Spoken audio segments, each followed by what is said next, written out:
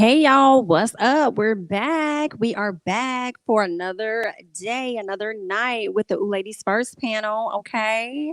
What's going on, everybody? Make sure that you come in, you show your respect, you wave. Okay. Go ahead and wave at the ladies. Go ahead and like the video, all that great stuff. All right. If you like to follow us on social media, all of the information is here. Bondy Blue, Jami ThatsMe, and Necey Dixon. Okay. You can also catch us on Twitter and Instagram at Ladies First. All right. What's going on, ladies? How are you all? Happy Thursday evening. What's up? What's up? Happy Thursday. Yes. How has y'all week been? It's been going by. It's been going by quite quickly. For sure. And it's been very cold here for some reason, or maybe my house just cold as well. I don't know, but girl, I be What's freezing. cold? It was freezing outside earlier this week, but I feel like my house, because I have primarily hardwood and tile downstairs, I feel Yep. like this area is much colder than when I go outside. And I do not like to be cold. I hate it. I'd rather be hot than Ooh. cold. I'm the opposite. But maybe that's what's been making me so tired or something. It's been an okay week though. Time of the year. Around this time of the year, I think, you just kind of get a little, you'd be like, I want to hibernate. Like, I want to lay it down. You know what I'm saying? I want to chill. Like, I did something that I haven't done in the longest this week. Like, just sat there and binge watch TV all day. Like, I don't really do that anymore. Like, you got to get up and do something around here, And I was just like, you know what? Not today, Jesus. Not today. I feel you on that.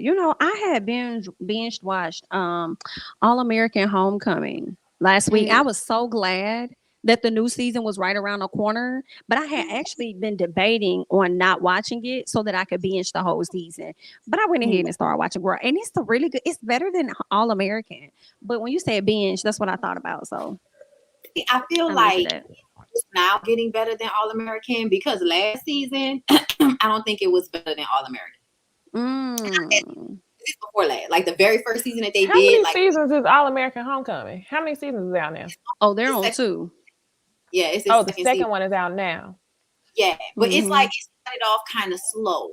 So, at one point, because I used to review both of them, and now I'm just like, I don't have time. People asking me, but I'm like, I don't have the energy to add 2 more shows, y'all. I'm tired. Nah, I feel like All American got too many damn seasons, too many shows. Yeah, too many episodes. Too many. I started, and then as soon as I missed the episode, it was just too much. It was too much to catch up on. Right. I was like, I quit. I said I'm not going back. I think I stopped on at the top of season 4, I think it was. And I'm not going back. I just started watching whatever they had that dropped, I think last week. But I said I'm not going back. That does make sense. It is one of those shows you don't really have to go back on. You right. Yeah. Not really, but just depends on where you come in. Because people want to know why Coop is in the hospital if you came in on the wrong. If people get shot, people end up dead. You know what I'm saying? Like, yeah. I think that might be the last time I saw the show was when she got shot. Okay. I think so. Yes. I've been binge watching The Watcher. I finished it in one day. I was gonna say that. Did you? How many episodes is it? You and Bondy finished that in one day. Oh, that's not bad. 7. I didn't have nothing to do that day. I sat on the couch it was last Friday, all day long and finished that show. Then I tried to binge Unsolved. The first 3 episodes was out. I watched the first 2. What is that about, Unsolved?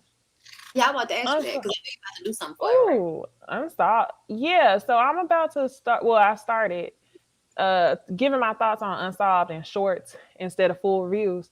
So it's a different unsolved mystery, and they just talk about it and kind of just leave it open ended.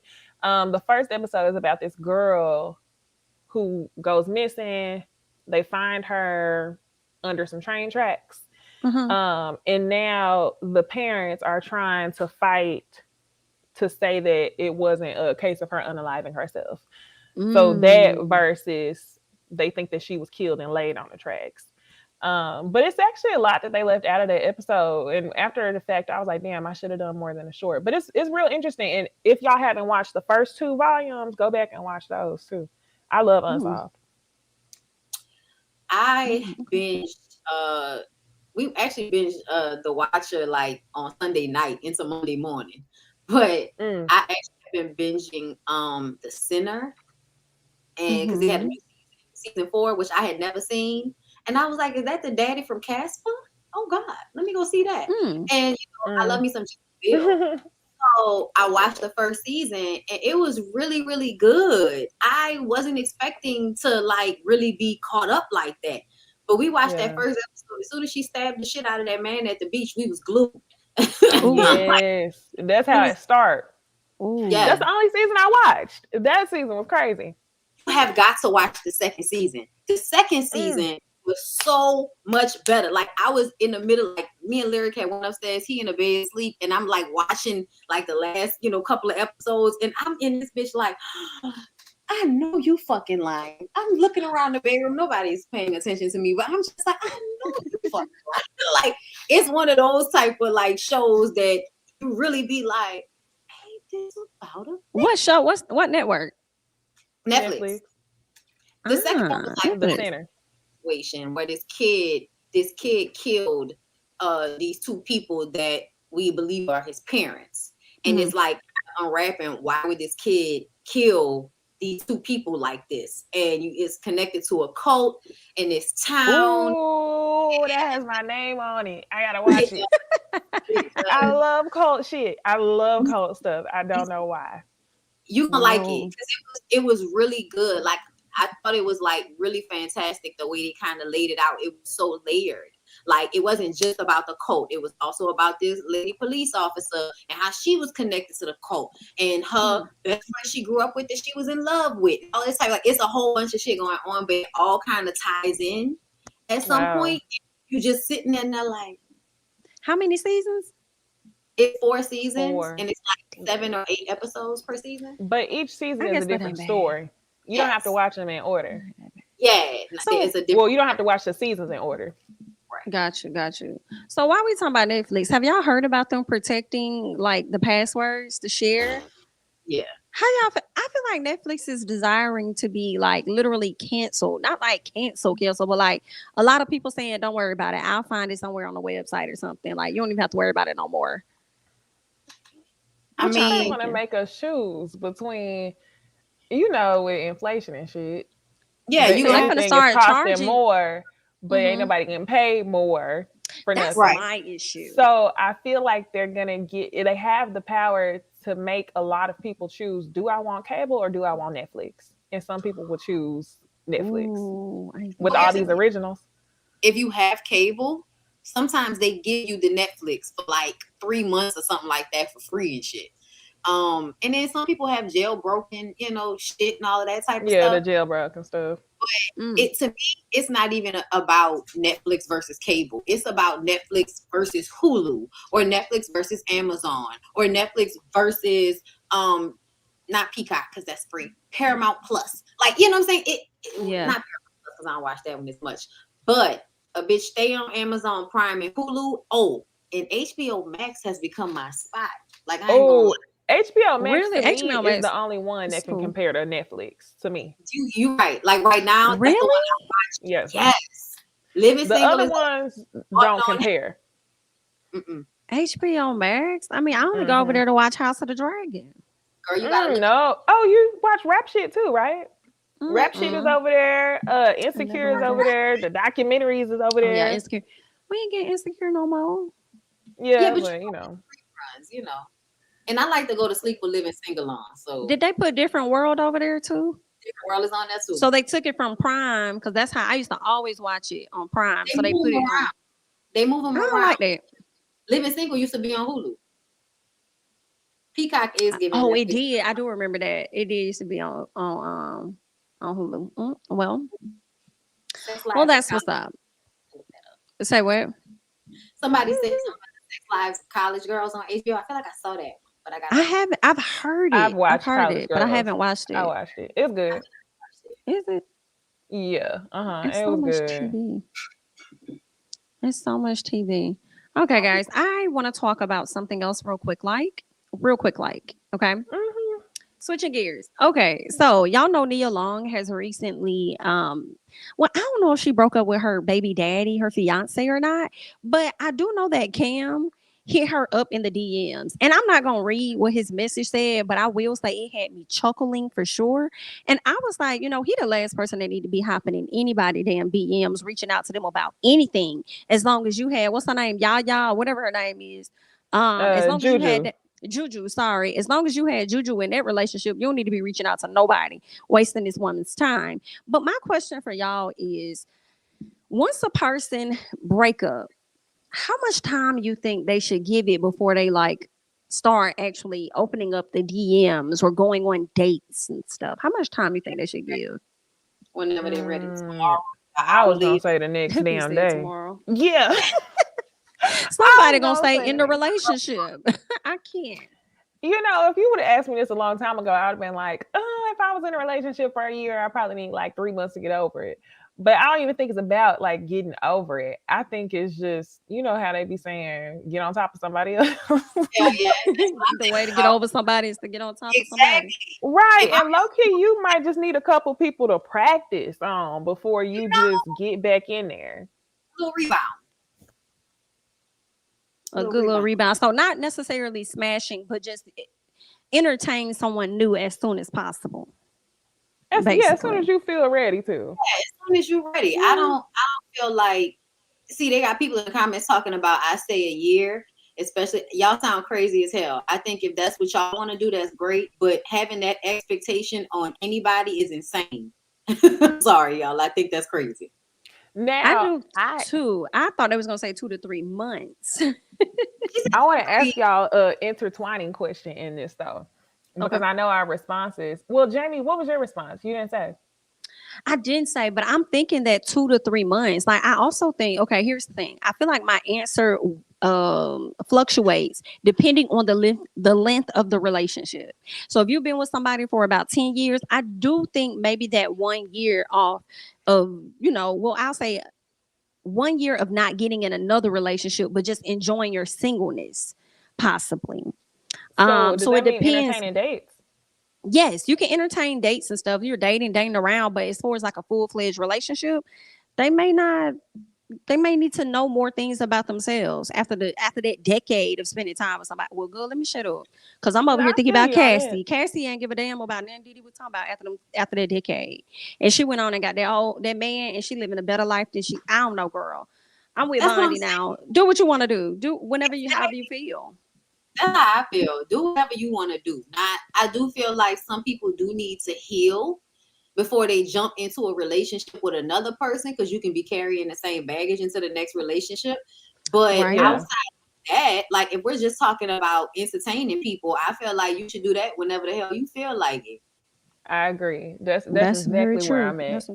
The intertwining question I thought about is our responses are vastly different than when we talked about Nene and his boyfriend. So do y'all think that the timeline changes if your spouse dies of a death? Dies. I said dies of death. Dies. Hell yeah. I still see for Nene, she falls in that first category. When I said like it depends on how long you've been with it. She's been with Greg for over a decade. And that's the father of her child. I kind of feel like Nene should have waited a little bit. But rumor has it Nene had been started dating that man. We was just new to it, so it didn't look good to us. Right. Yeah. So, I mean, get your healing on. My point back then was that she could do whatever she wanted to do. I just didn't think she should have presented him to the world so soon. Right.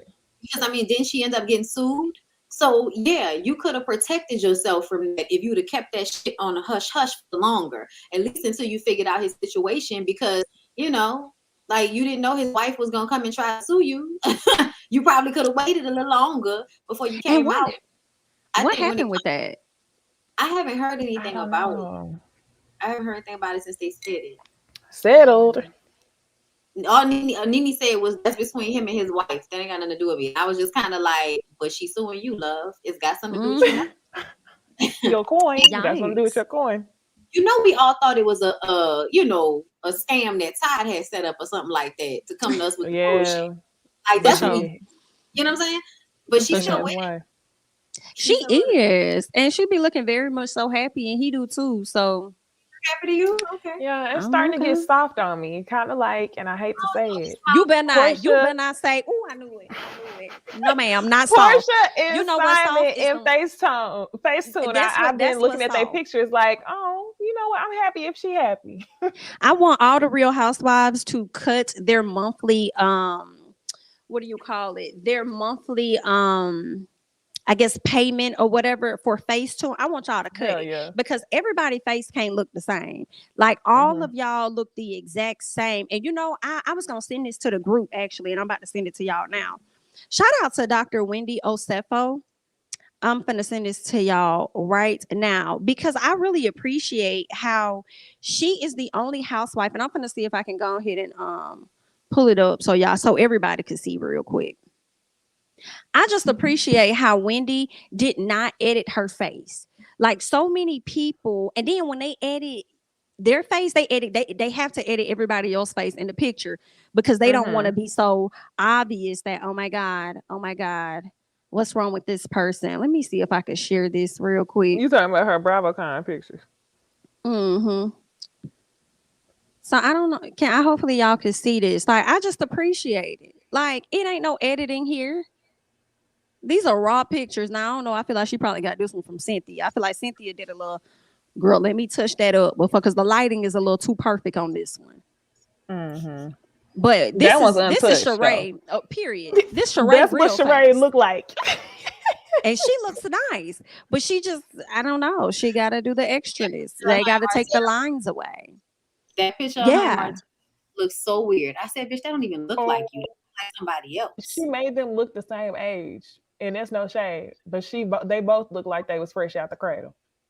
So shout out to Dr. Wendy Osefo for getting the people together. Speaking of fresh out the cradle, am I like the only one that noticed the preview for Married to Medicine? I don't even know if it was just Married to Medicine reunion or if it was like the finale, that whole little trip. But people's faces was looking, real plump. Nah, it wasn't just you. That's what Contessa was looking like on that TikTok I sent y'all last night. Contessa, Heavenly, like I was stuck on a horrible movement. I didn't even catch the faces, y'all. She was so gone. Yeah. Like it don't look all fine like it normally looks. Like she normally looks solid. She don't look solid in that video. Sometimes I'll be like, are you really happy? Because it don't feel like it. Like I don't know. Mm-hmm. It didn't. Her and Scott dancing was to prove something to us, and that's what it felt like to me. He definitely was forcing it. I was kind of like, now why you made this man do this routine? I'm mad at like the he song. really looked like he didn't want to do it. I'm mad at the song we're gonna have to hear from Scott at some point. Like I keep seeing the oh gosh, I forgot. I just want to pass out on the floor every time. Rolling. I had the audio off on that video of her and Scott, and I still knew that Contessa was off beat. Oh my God. I still knew she was, and I was like, something don't look right. And it was so early in the morning. I messaged y'all there at 4:30 in the fucking morning because I couldn't sleep. I was like, I ain't gonna say nothing. I'm just gonna send it because they know. They already know what's going on. Well, I want to talk about somebody that didn't know. Mm-hmm. And Young Jock didn't know who the hell he sent that money to. Okay, I think he lost about either $1,500 or $1,800. So he Zelled somebody some money. And he hit them up and said, hey, my bad, wrong person. Can you send it back? The person, like most American citizens, blocked him. So he had to come to social media to, air this situation out. And my question to y'all is, has this ever happened to where y'all sent money to the wrong person? I've never sent money to the wrong person by the grace of God, and pray I never do. But I have sent like a text message to the wrong person. But as far as sending money to the wrong person, baby. No, I did that one time on fucking Cash App because on my phone, when you go to it wouldn't show you the whole thing. I don't know why. But I did that one time. It was only like $50. They sent it back. That was nice. I think on Cash App, you can request it. Like if a person sends it, or if you send it to the wrong person, I think you can probably get it back. But I don't know how it works with Zelle. With Zelle, you can't get it back. Probably not, because it goes straight to a bank. Well, I don't know how it works, girl. Yeah, that's how it is on Zelle. It goes straight to the bank. Okay. Yeah. It don't sit nowhere. Shit. whoever that was, especially if it was like a woman, I'd keep that nigga's money. Do it for all of the women that he fucks over. Okay. Ooh. Oh gosh. So anything that, anything like that, if he send you some money, keep that shit. Okay. Just this balancing out the imbalance around him. Okay. Ooh, I But hope that even wasn't if you Kendra didn't know money it he was was him, sending back. even if you didn't know it was him, would you have kept it? Nah, I wouldn't do that. Yeah, I True. wouldn't have kept it just based off the fact that I would have been too nervous that, something I was gonna lose 1,800 tenfold because I kept Right. theirs. Yes, that's how I think about it. I would have been like, yeah, it would be just my luck to take this money and then something bad gonna happen to me. Or, Yeah. back some type of way. I don't like Oh, that. So yeah. I would, but I I still, would have been on some I am your conscience type stuff too. Like, nah, let me send this back. I don't even, yeah. I'm with y'all on that. Okay. Well, that was just some quick little chat for the people as we waited for more folks to come on into the room. We are now about to go ahead and really get into our TV talk. So let's go ahead and do that.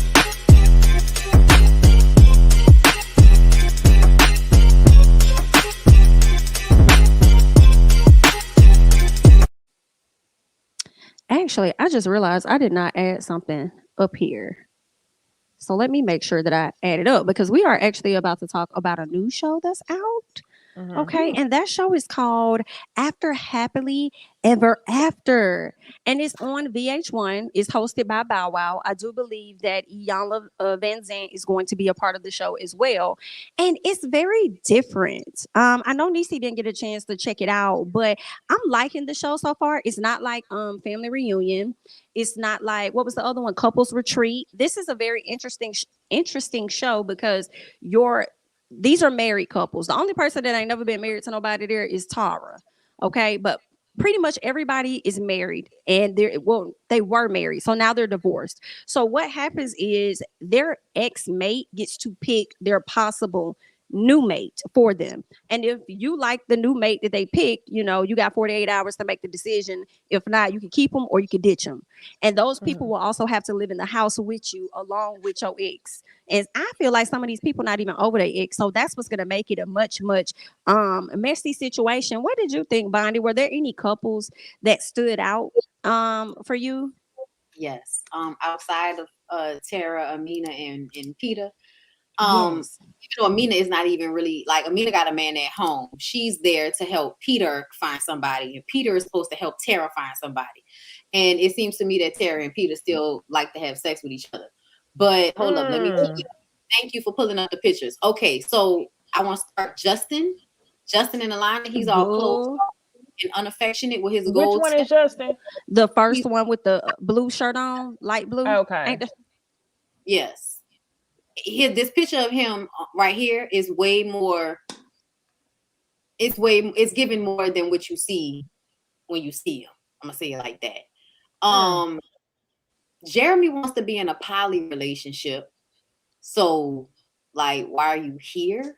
I guess just to be on a reality show. And then the other couple that was interesting to me is the top right, the lady with the yellow on, and a guy that's Mike and Nicole. Yeah, Nicole and Mike. Yeah. Nicole is bisexual, and Mike chose a man and a woman. She chose the woman, all to find out that the woman isn't even really into women. That was some messy stuff. And he knew he really wanted to date that girl for his damn self. And I could have told you the way How many episodes are out? It's only one that came out last night. Oh, damn. They showed all that in the first episode? Yeah. Justin at the top with the woman with the red lip in the corner is giving, does he really like women? Only does he solely only like women is my question. I don't really know why Amina is really on the show if she already got a boo back home, because it's weird because it's like Peter gets to find a date for Tara, but Tara doesn't find one for him. Amina finds his person, so I'm a little confused about that scenario. Jeremy meets, right? This is interesting. He's in this whole poly situation. Come to find out, he and his wife met when he was in prison or something. And I don't know if y'all recall when he got out, he ended up dating some type of billionaire's daughter. She was a white woman. The owner of Top Shop. I think that was her. She was a white woman, and then you see this woman here. So it just, I mean, maybe he only had choices to pick from were black women. So I was kind of like, did you really pick his type? Because he was in the confessionals acting like, oh, she's so beautiful, she's this, she's that, and I'm like, do you really feel that way? I was asking that question. I was you like, was asking it too? Women? Like, that's what I was thinking. Facts. Only for her to say that she's not really into the poly life, and then he ended up cutting her loose, said he gonna send her home. But because he's poly, I feel like even if she would have said she's down for that, he still was going to send her home just so he could explore what the other options were with the lady. So I mean, there's that. Yeah. So is it that they send women home every episode and they get a different one the next? Yeah, they're supposed to. Go ahead, Bondy. Well, okay. Well, first of all, it's on BET. If y'all were asking, it's BET, not VH1. Oh, I thought it was VH1. Oh, thanks. It's BET. It comes on right before Sisters, and then basically what happens is they choose a date for them, and then by the end of the episode, they have to decide whether they want to keep the person or they want to send them home. And a lot of them chose to send the person home. And then everybody also gets a block to where the ex can say, you know, if you want to keep them, no, you can't keep them. But they only get one for the whole season. So, you know, at some point, you get jealous of somebody that the person really likes and going to try to block them. Oh, listen. I'm glad Bondy said that, because that made me think about Amina towards the end. Amina had a fine man that Peter picked for her, kind of a young guy. And she decided to send him home because he was looking at other girls' butts or whatever like that. So then one of the girls that Peter had, I don't know her name, but Miss Girl checked Amina and was like, are you sure that you're sending him home for whatever reason you say? Or is it because you were too busy still connecting with your ex-man? And Amina did not like that. So she started to check the girl, like, girl, you need to focus on what you got going on over there. Don't come over here with your mess. And the girl was like, well, I was gonna talk to you off camera, but are you looking for camera time? Are you looking for camera time? It wasn't Amina. Yeah, I'm sorry, yeah, Tara, not Amina, but Tara. So I was thinking that Tara was going to use that block, and she didn't. I was like, okay, maybe she gonna wait a little bit, see how these go. But I thought she was gonna use that block towards the girl, but she didn't. She gotta wait. She gotta wait it out, because she know he'll fuck anybody. She gotta wait it out. But I also feel like she's trying to act like she not worried about him. And I feel like it's a lie, because she's really aggressive. Tara is mad aggressive during this show. Like, her and Peter had a conversation that turned into an argument out of nowhere. I was like, what is going on? Like, it honestly feels like she's mad because she wants to have sex with him. I think if they have sex, she'll stop being so upset. Like, that's what it felt like to me. Like, remember, she likes to go back and have sex with Peter. She does. So it makes me feel like her frustration is not really about their relationship, but probably that she wants to have sex with him. I can see that. I told Peter, come over and boop my poop, poop, boop. And what did you do? I came over and did it. Listen. Whenever I want. Whenever I want. Yikes.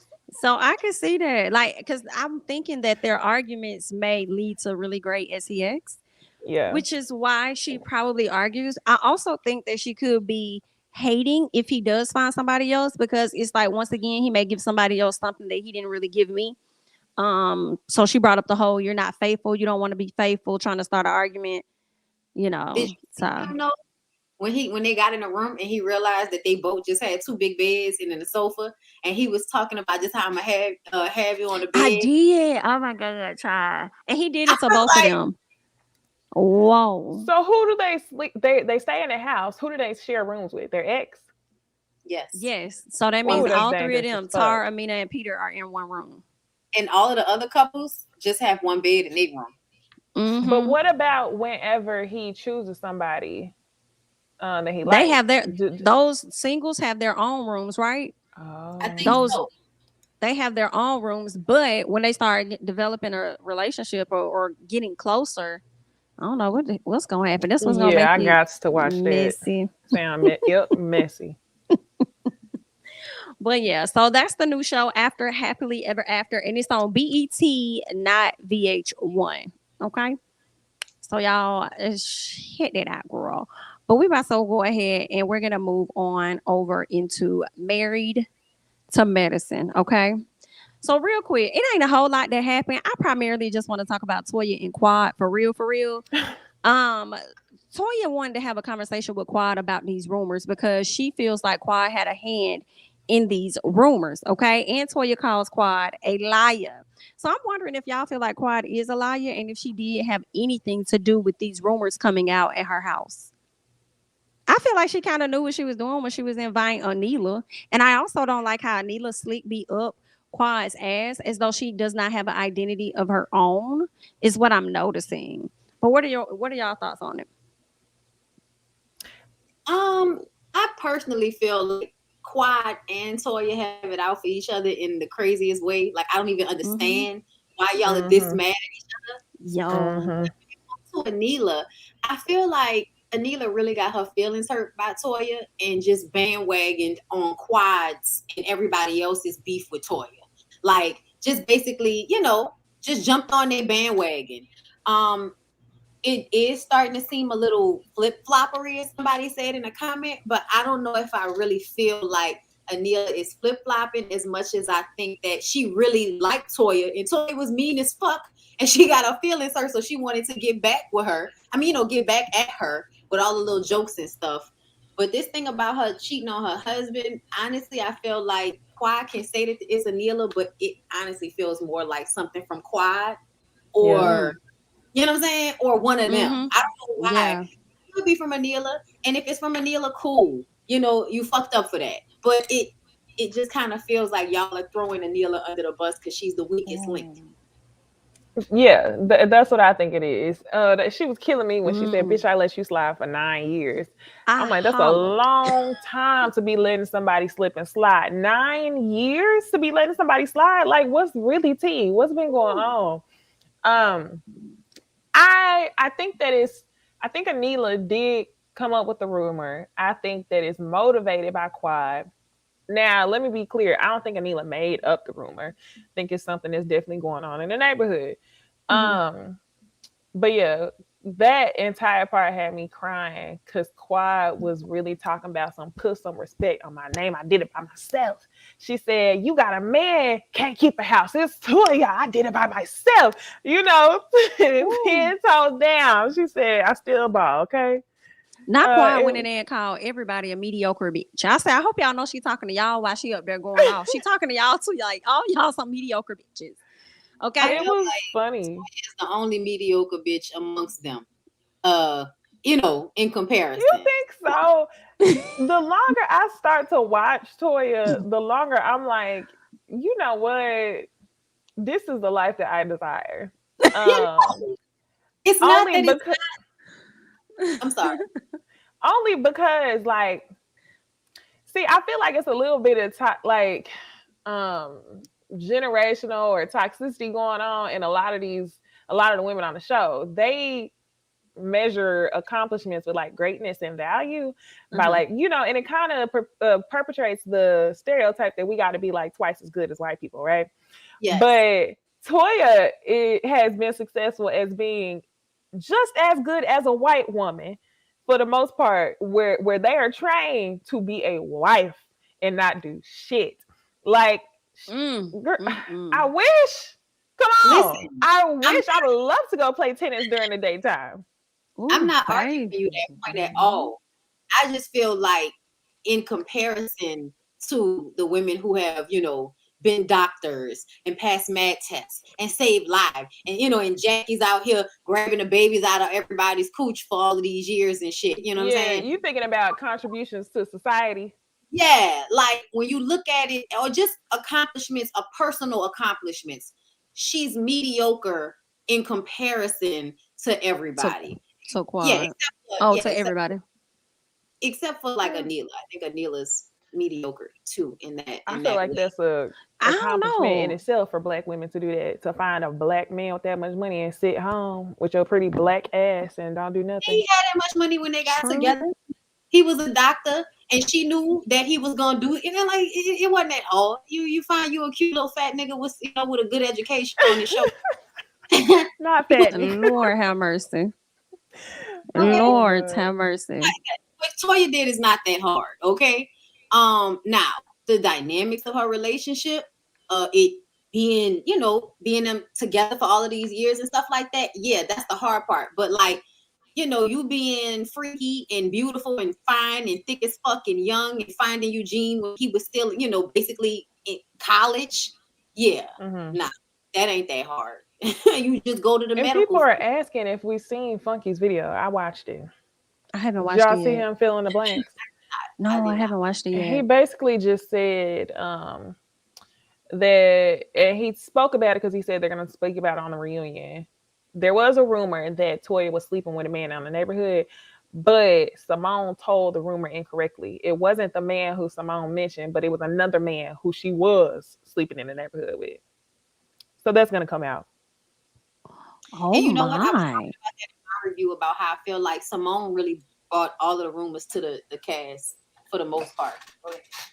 Yeah, she did say she brought up the quad one when they talked about the carpenter. I'm talking about quad. What else did she bring up outside of quad? She brought up. Hold up, you was talking about quad initially or Toya? I was talking about Toya. She didn't bring up the one about Toya, right? She did. Simone. That's what we were saying. Simone. I know she brought up the one about quad. They saying that actually Simone is the one that got that information on Toya too. And told it to Anila? Well, I think you know what? I'm getting my stories mixed up because that's exactly what he said in the video. That's exactly what Funky said in the video, was that Simone got it mixed up. Yeah. Simone is the one, because Simone was friends with the contractor, she said, for the quad situation. And then with Toya, I think that she got that information from one of Toya's friends or something like that, or somebody in the neighborhood. I can't exactly remember who they said that she got that from, but Simone really is the person that seems to be bringing shit to like quad, and then it's like throwing a pocket high in your hand. She, all of a sudden, you're not involved when you really be the one kind of stirring the pot.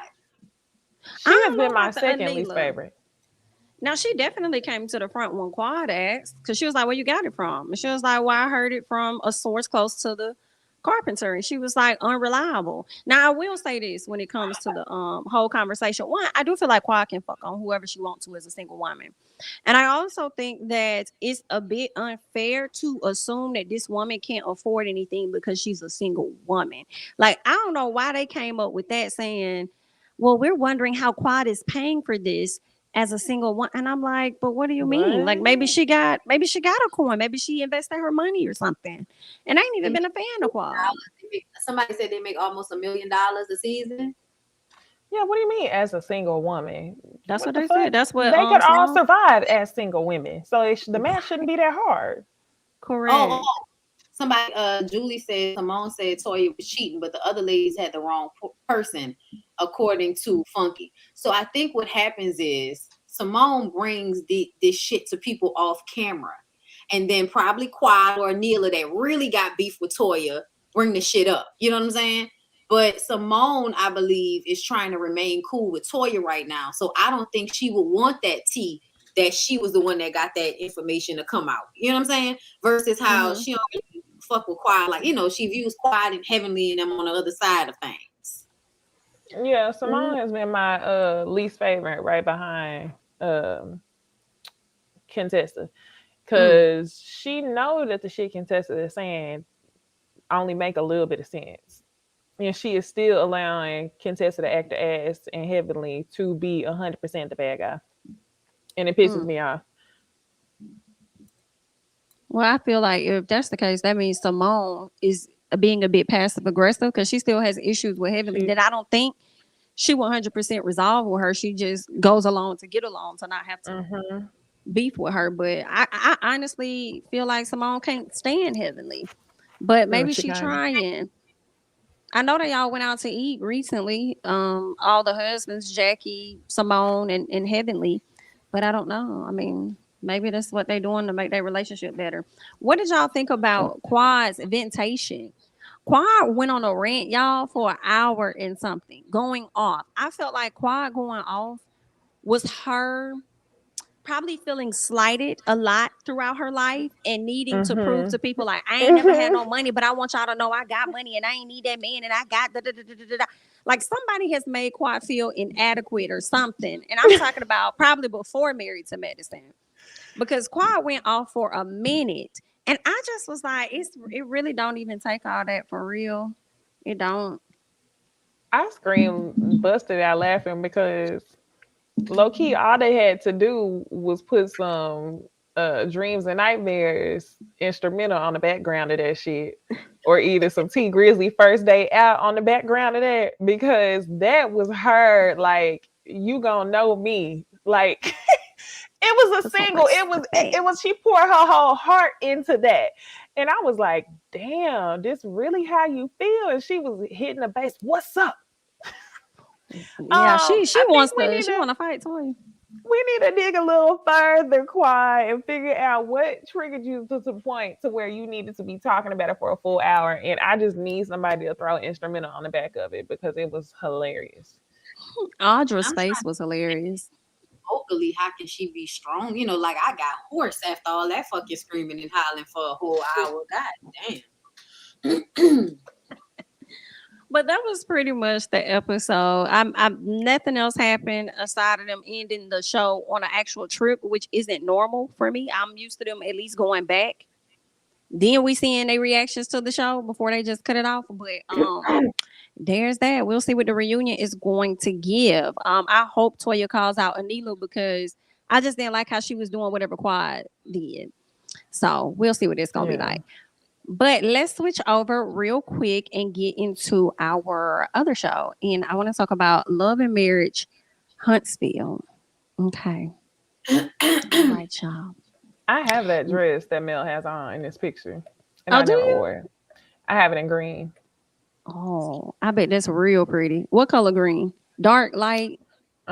It's not emerald. That would hit. It's like a really light green. Light green. Okay. Okay. Well, let's chat. Y'all know the fight done went down. People done threw hands. Okay. So now this is afterwards. All right. So Destiny talks with Tiffany and says that everybody has apologized to her, but Melody Holt. Do y'all believe or agree that Melody should be apologizing to Destiny? I don't know if I really agree with that. Because I feel like she came to Galentine's and showed her ass, but tip for tat. What y'all think? Destiny need to go to hell. Ain't I nobody was about to about say, fuck no. girl, go to hell. Same page. We see each other. Ain't nobody apologizing for that shit. At the end of the day, you know what it is. You signed up to be on a reality show. You want to promote your business on this reality show, then we gotta have some fucking drama at your little shop. Okay? Like, going away from us with this, Destiny. I wonder if she's going to lean more into, because I feel like now she's going to be in the role of like a villain a little bit. And I'm wondering if she's going to lean more into that. It's very annoying to watch because it doesn't hit like other housewives that may be a villain. It's just always, no, I'm not doing that. I don't want to do that. Nah, like everybody is She always wrong, throwing a but fit. me type thing. Yeah. I don't think that's going to get her very far. I think it's only going to make people not like her more and more on the show, but we'll see if Carlos may listen to the people and actually just like remove her. We'll see what happens. Like he probably gonna remove Wanda. We just like her too much. He not it. Remove Wanda. Oh, you You don't say think who? so? Because that was gonna be a question tonight. Yeah, I don't think they're gonna remove Wanda. I think they'll give, you say you don't think. a little suspension. Do you think she should be removed though? Do you think she should not come around? She should be removed. I've I seen think she should be enough very of her limited. antics. I think she should just be limited. I think she should be Like they limited. start doing Mama Joyce. I think she should be limited to scenes with Tisha and Marceau and the Scotts only. I don't want to see her in the room with the everybody. hosts. I don't want to see. She don't need to be at nobody's events. You've collected enough bingo chips and pump it up sprays. Girl, she's done too much. If you want nights, holidays, weekends, overtime. If she wants to terrorize her own fucking kid on camera, then she should do that. Terrorize your own family. But don't be on here terrorizing everybody else. The only thing about that, though, is Ms. Wanda says a lot of shit on Facebook. And she could talk, on Facebook all she wants to, as long as they don't bring the shit on the show like they've done. But as long as they don't bring her around everybody, it should be fine. But I don't know. But here's the thing: the only thing that would have made her keep coming around was that damn food truck, and that's not happening. So I'm just saying. Have y'all seen anything lately? Because when she I was on haven't Sky, seen nothing. she said, "Oh, I'm still trying What to she get it." say? She's still trying to get the truck fixed. I'm like, well, all right, A little bit like Martell in the builder's license. Okay. there we go. Damn. And Barry seeing, speaking of Martell and thinking about Marceau, who could have helped that lady out a little bit, giving her at least $5,000 to fix the truck, child. Speaking of them, Marceau says that he and Martell are in a good place after the fight, but he and Tisha don't seem to be in a good place. And it seems like he's placing the blame on Tisha because Tisha affected him being the protector to her. I feel like he brought all that shit on himself. Did she though? Because when he told her to stand over here, that's exactly what she did. She was standing over there. She Like listened. She didn't say nothing really. she really didn't. She was talking in such a low tone.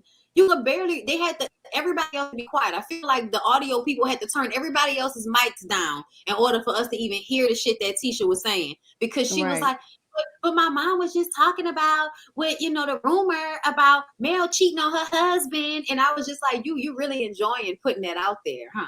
Yes, You she Yep. really, did. She knew She what she was did doing. because she had an affair on her husband. What it is, what it is. That's what happened. But I do have to say, we already know what the fuck that was about.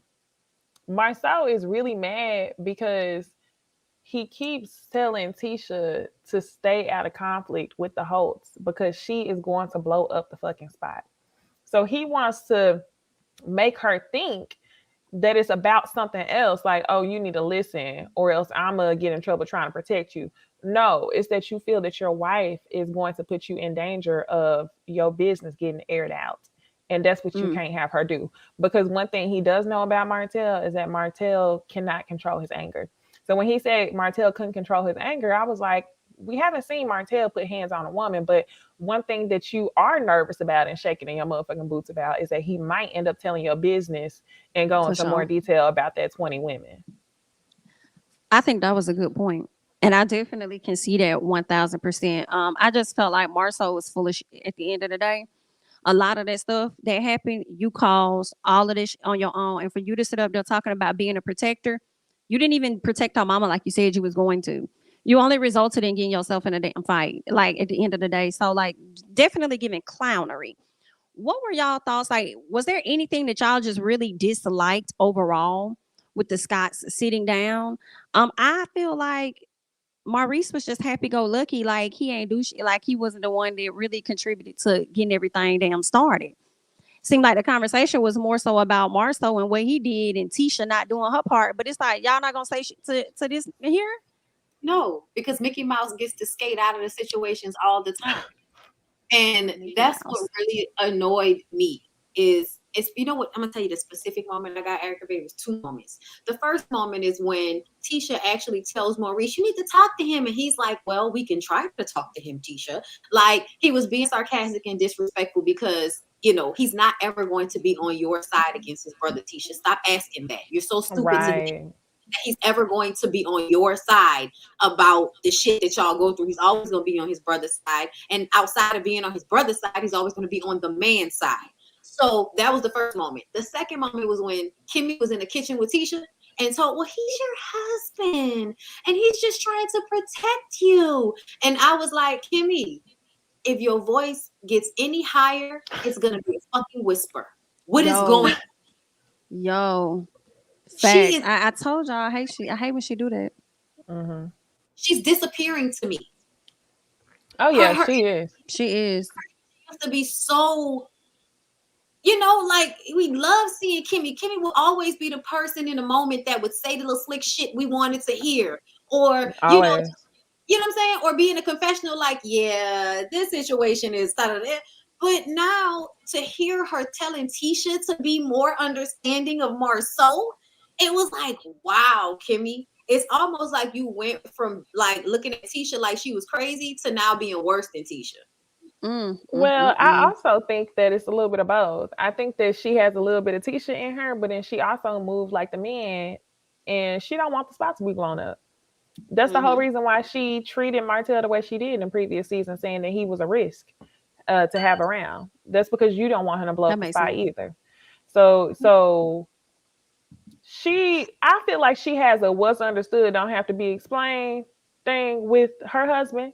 Whereas, like, I know you might have done this before we was married, but we're not gonna talk about it. And I'm gonna protect that from being brought up as far as conversation. Tisha and Marceau don't have that dynamic to where he respects her to even. They wouldn't have that understanding at all. They couldn't. She couldn't handle that. So I feel like she's trying to gaslight Tisha a little bit, just like Marceau and Maurice are. Yeah, it definitely felt like that. Like whenever she does that high pitch of her voice, it's bullshit. Like you don't talk up here. Even when we interview her, if you ask her a question and she don't really want to answer.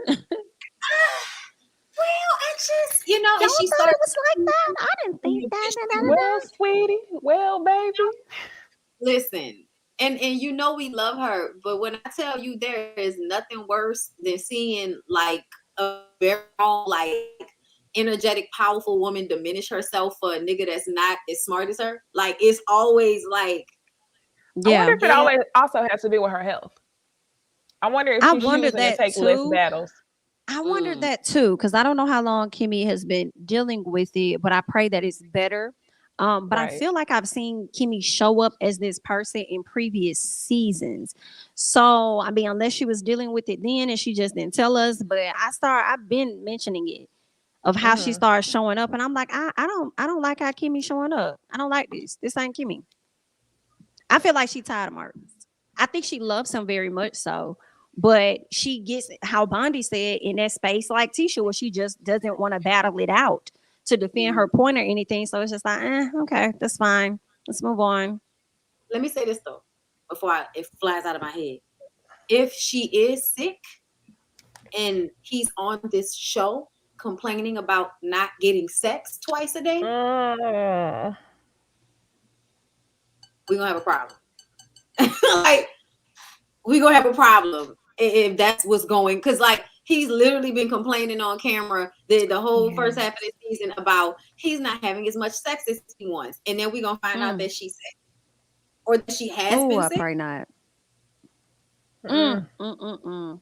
That's not major. And that's they just put on though.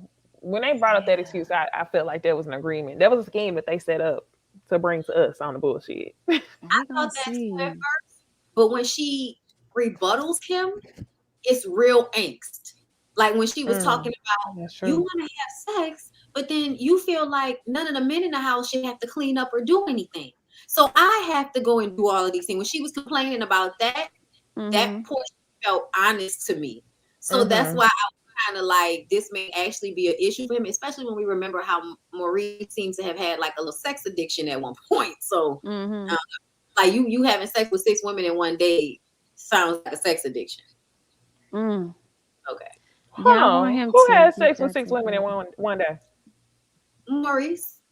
Oh, he did say that when they asked him the question, what's the most amount of I'm disgusted. Okay, whatever. Do you used to be humping and doing his thing. Another thing that he does, Martell and Melody talked about it. They just brought up how Maurice always try to jump and fight the battles of Marceau, and that's what I don't be understanding. Marceau always walks around like he could hold his own. Why do you need to always be there? Like, you used to do that shit ever since season 1. You've always been that person, and it's been hella annoying, especially as we look back in hindsight. I really feel a way because it's like you like to jump in the battles of your brother, but then when it comes to your wife, you steadily trying to tell her to calm down and not do this or not do that. Or when it comes to Kaya, you wasn't trying to stand up and defend her. If anything, your ass left her there to entertain a woman that don't even really like her like that. That. I just go. Hey, they used to be like my favorite ones or close to it, and now I'm just girl. Let's keep going. Go ahead. I was gonna say, whenever they was complaining about him jumping in his brother shit, I sympathize with that because I jump in my there's so many times where I jump in my sister shit and I don't even know what happened. I'm just ready to fight. So literally, there's been times. One time she just texted me, and I just pulled up like 2 o'clock in the morning. Let's go. Didn't even know what happened. But anyway, that's what I thought about.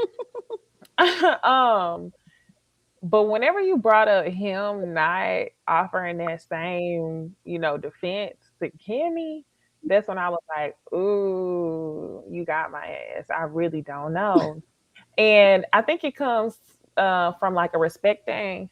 Like, to be all the way real, um, I think that the Scots are. I feel like they don't really respect women. I think they know what type of courtesy that women need. So I think they're courteous to women. But to be honest, I don't think they really see them as lesser than. And they don't respect them the way that they would respect a man. And I think that's why he doesn't go up for his wife the same way he would go up for his brother. Which is crazy. And I've talked about this before with them, because they really do view women as less than themselves, but all of them needed women to help them to get where they are. Maurice was in fucking school, and Kimmy was helping him go through school. And Marceau, from what we understand, everything is in Tisha's name. And if it were not for Mel helping y'all do the property preservation shit, you'd be trying to find a job after getting out of jail. So, it absolutely gives, we're going to find strong, good women that we can use to, establish ourselves. And then once we establish ourselves, these women need to then turn into docile, made fuck buddies. Because Maurice's Kimmy has changed. Before they got married, he was way, way more like understanding and like you said, and lenient, and heard her out. It seemed like he had more sense than everybody up until they got married. And now that they're married, he talks to her like she's just a little woman that just needs to rest her little head about that. I feel like a lot of men do that shit though. Honestly, a lot of men do that shit. And I think it comes from there's a shift. I think it comes from a pride thing. Whereas, like, you have other married people who've been together for like 50 fucking years. For example, that's probably like what the Scott's parents were like. Find you a good one, find you the best one. And then once you get married, it's like, well, you got to do this as a man of the household. And you don't want to look like no punk to the outsiders. So you have to operate the way that we see them operate on these shows. And that's that damn barbershop talk that Martell was alluding to in earlier seasons when he told Mel, well, you supposed to stay with me regardless if I got one on the side. That's that dumbass talk that y'all's uncles and the people in the damn barbershop was giving you. And that's why I feel like we see that flip.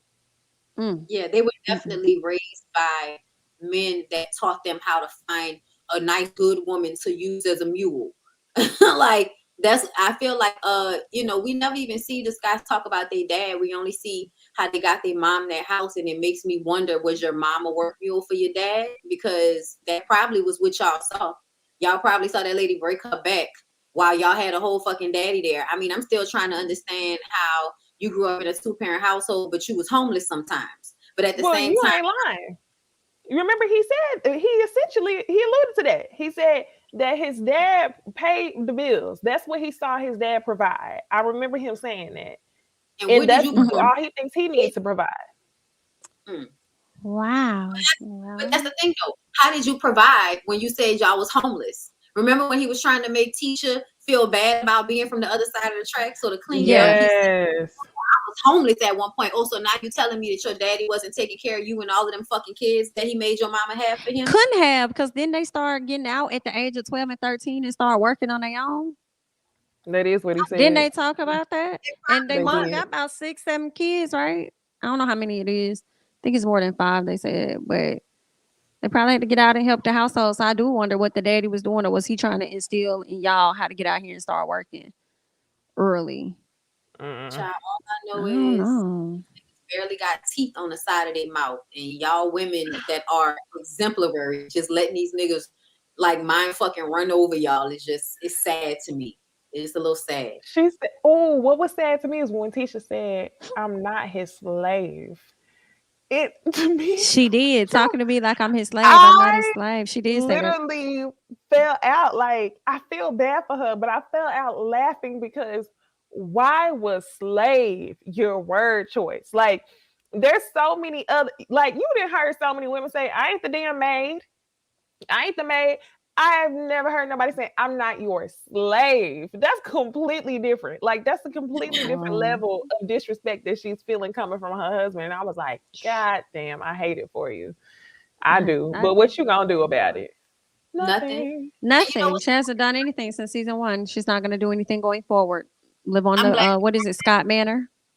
Listen, like ain't nothing going on over there. I'm glad you brought that up though, because they had been faking the funk for a nice little minute. They was doing good. They was really doing good, pretending like this wasn't the dynamic.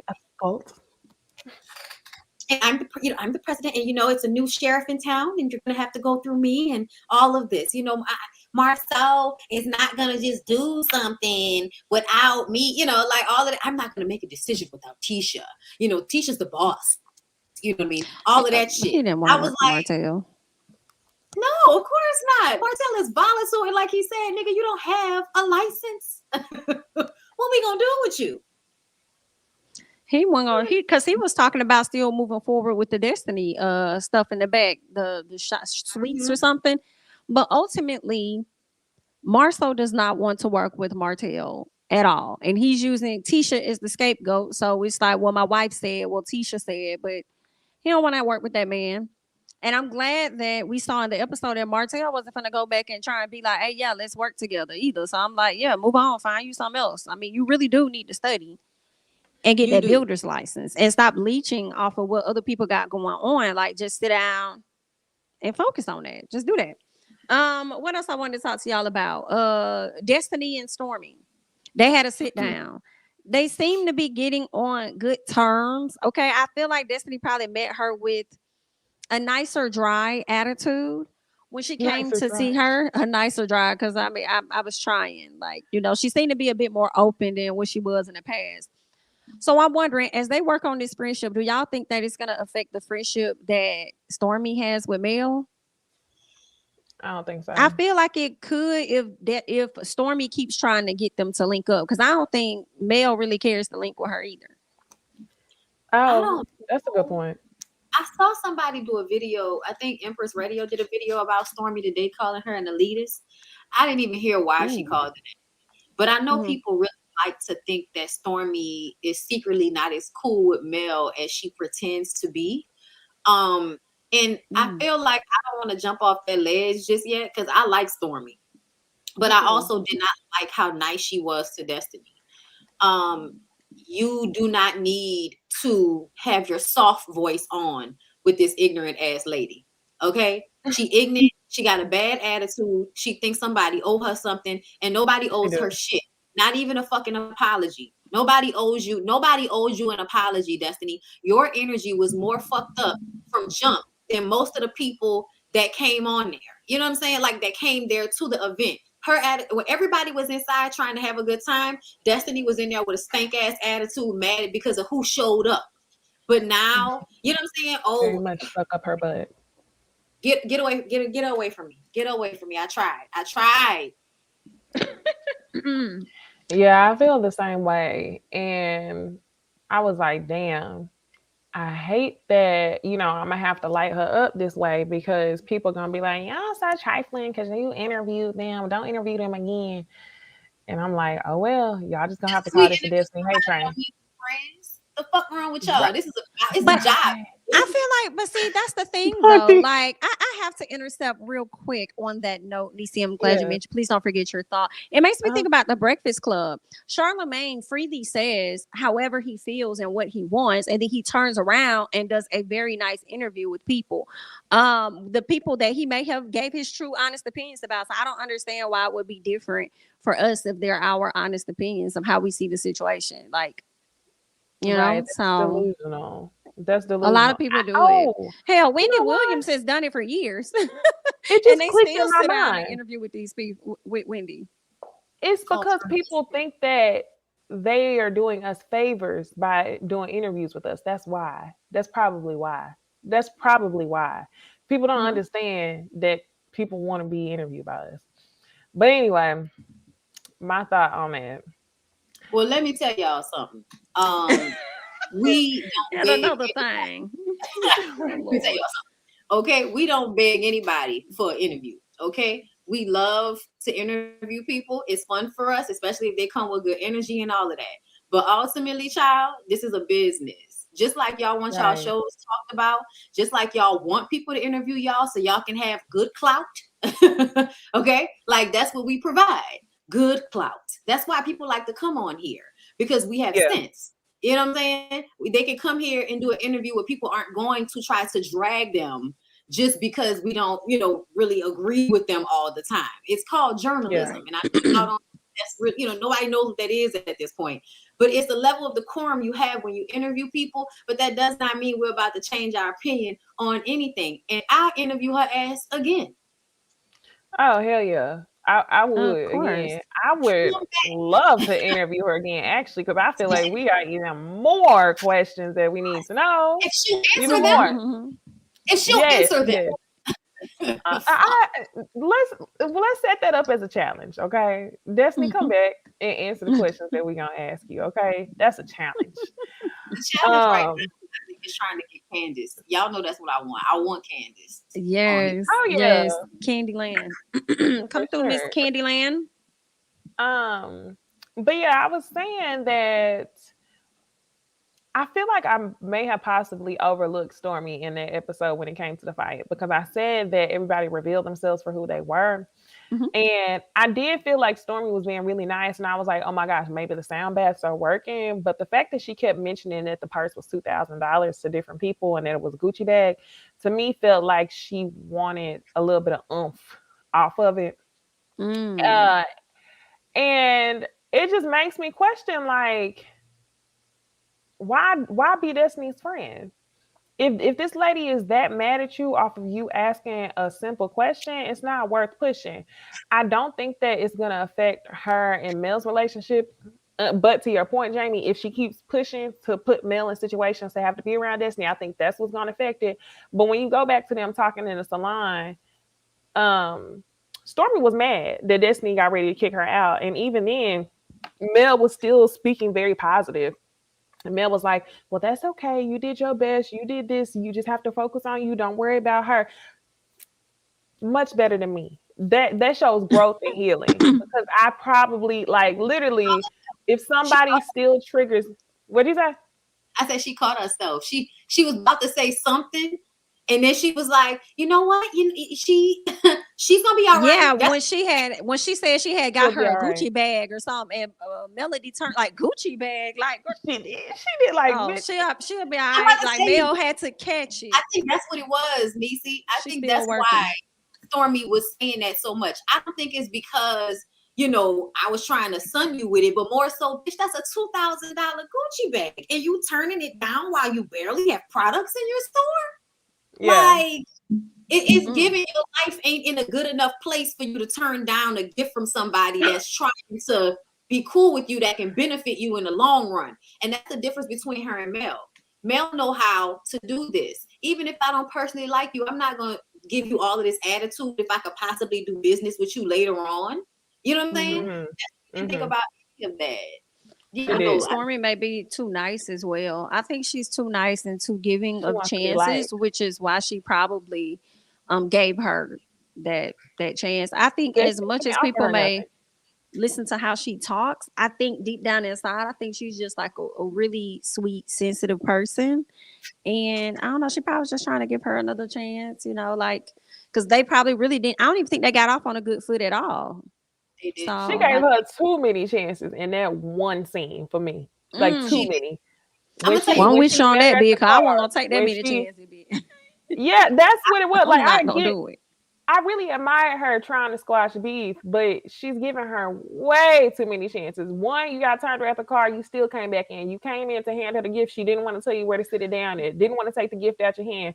Then you meet up with her again and she telling you instead of giving me a Gucci bag, I want to make money off your product. Bitch, this is my product. Fuck you and your half empty beauty supply store is Okay. what I would have been on. Okay. But Destiny, still come on. Still come on, sis. We can still talk. But I'm just saying, that's what I would have been on. I feel like she gave her too many chances for my liking. If it was me, I definitely would have been done. I think Yeah. that Stormy is trying to correct that image. I think Stormy probably one of them girls that grew up having to constantly prove that she's as smart as she is. And so when she came on the show and that shit happened with Destiny and everybody called her a ghetto bird, I think that hurt her a lot. I think it stuck with her. And I think she's been trying to like unravel, because she always, whenever something happens, she'd be like, they gonna call me ghetto. It's because she felt like I wasn't even doing nothing like that. And this is how y'all, moniker, me. And I'm brand new on the show with $1 million business, and y'all just kind of called me the ghetto girl. So I think that her trying to make up with Destiny was more so to try to fix that imagery, to try to like just as much as possible. Let me just go ahead and try to make it as good as I can, because we really don't have a problem. I really don't, like when she was telling her, I really don't have an issue with you. I felt that Stormy was 100% in that moment.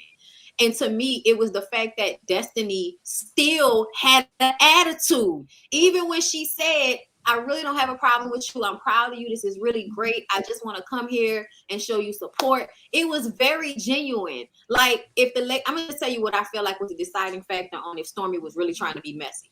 Stormy brought her mama to that shit. If you bring your mama to an event like that, I don't think you really to start no shit with nobody, because you don't want your mama involved in no shit. And I remember her mama in that car going off and your husband majority of the time. Right, because he felt like they was wasting his time. They should have paid Stormy husband for security, because I ain't seen nobody else able to hold Martell's ass back. No, you're right. Her husband was looking like security. He definitely was. He was the only one. Yeah, that's true. That's another thing. When Destiny was doing her performance of walking Martell to the car, and it's like, girl, Stormy's husband was right there. We didn't need you. Right. Lil, bring the car around. Y'all know why she did that? Just wait.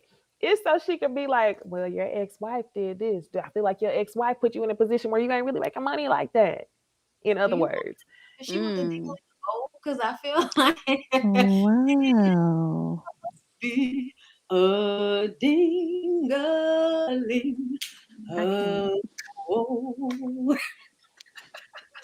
Ain't no telling. Lord. Even if I only had it once, I needed it. Ain't no telling. Y'all, it's not that many episodes left, I don't think. It shouldn't be. I think it's only one more.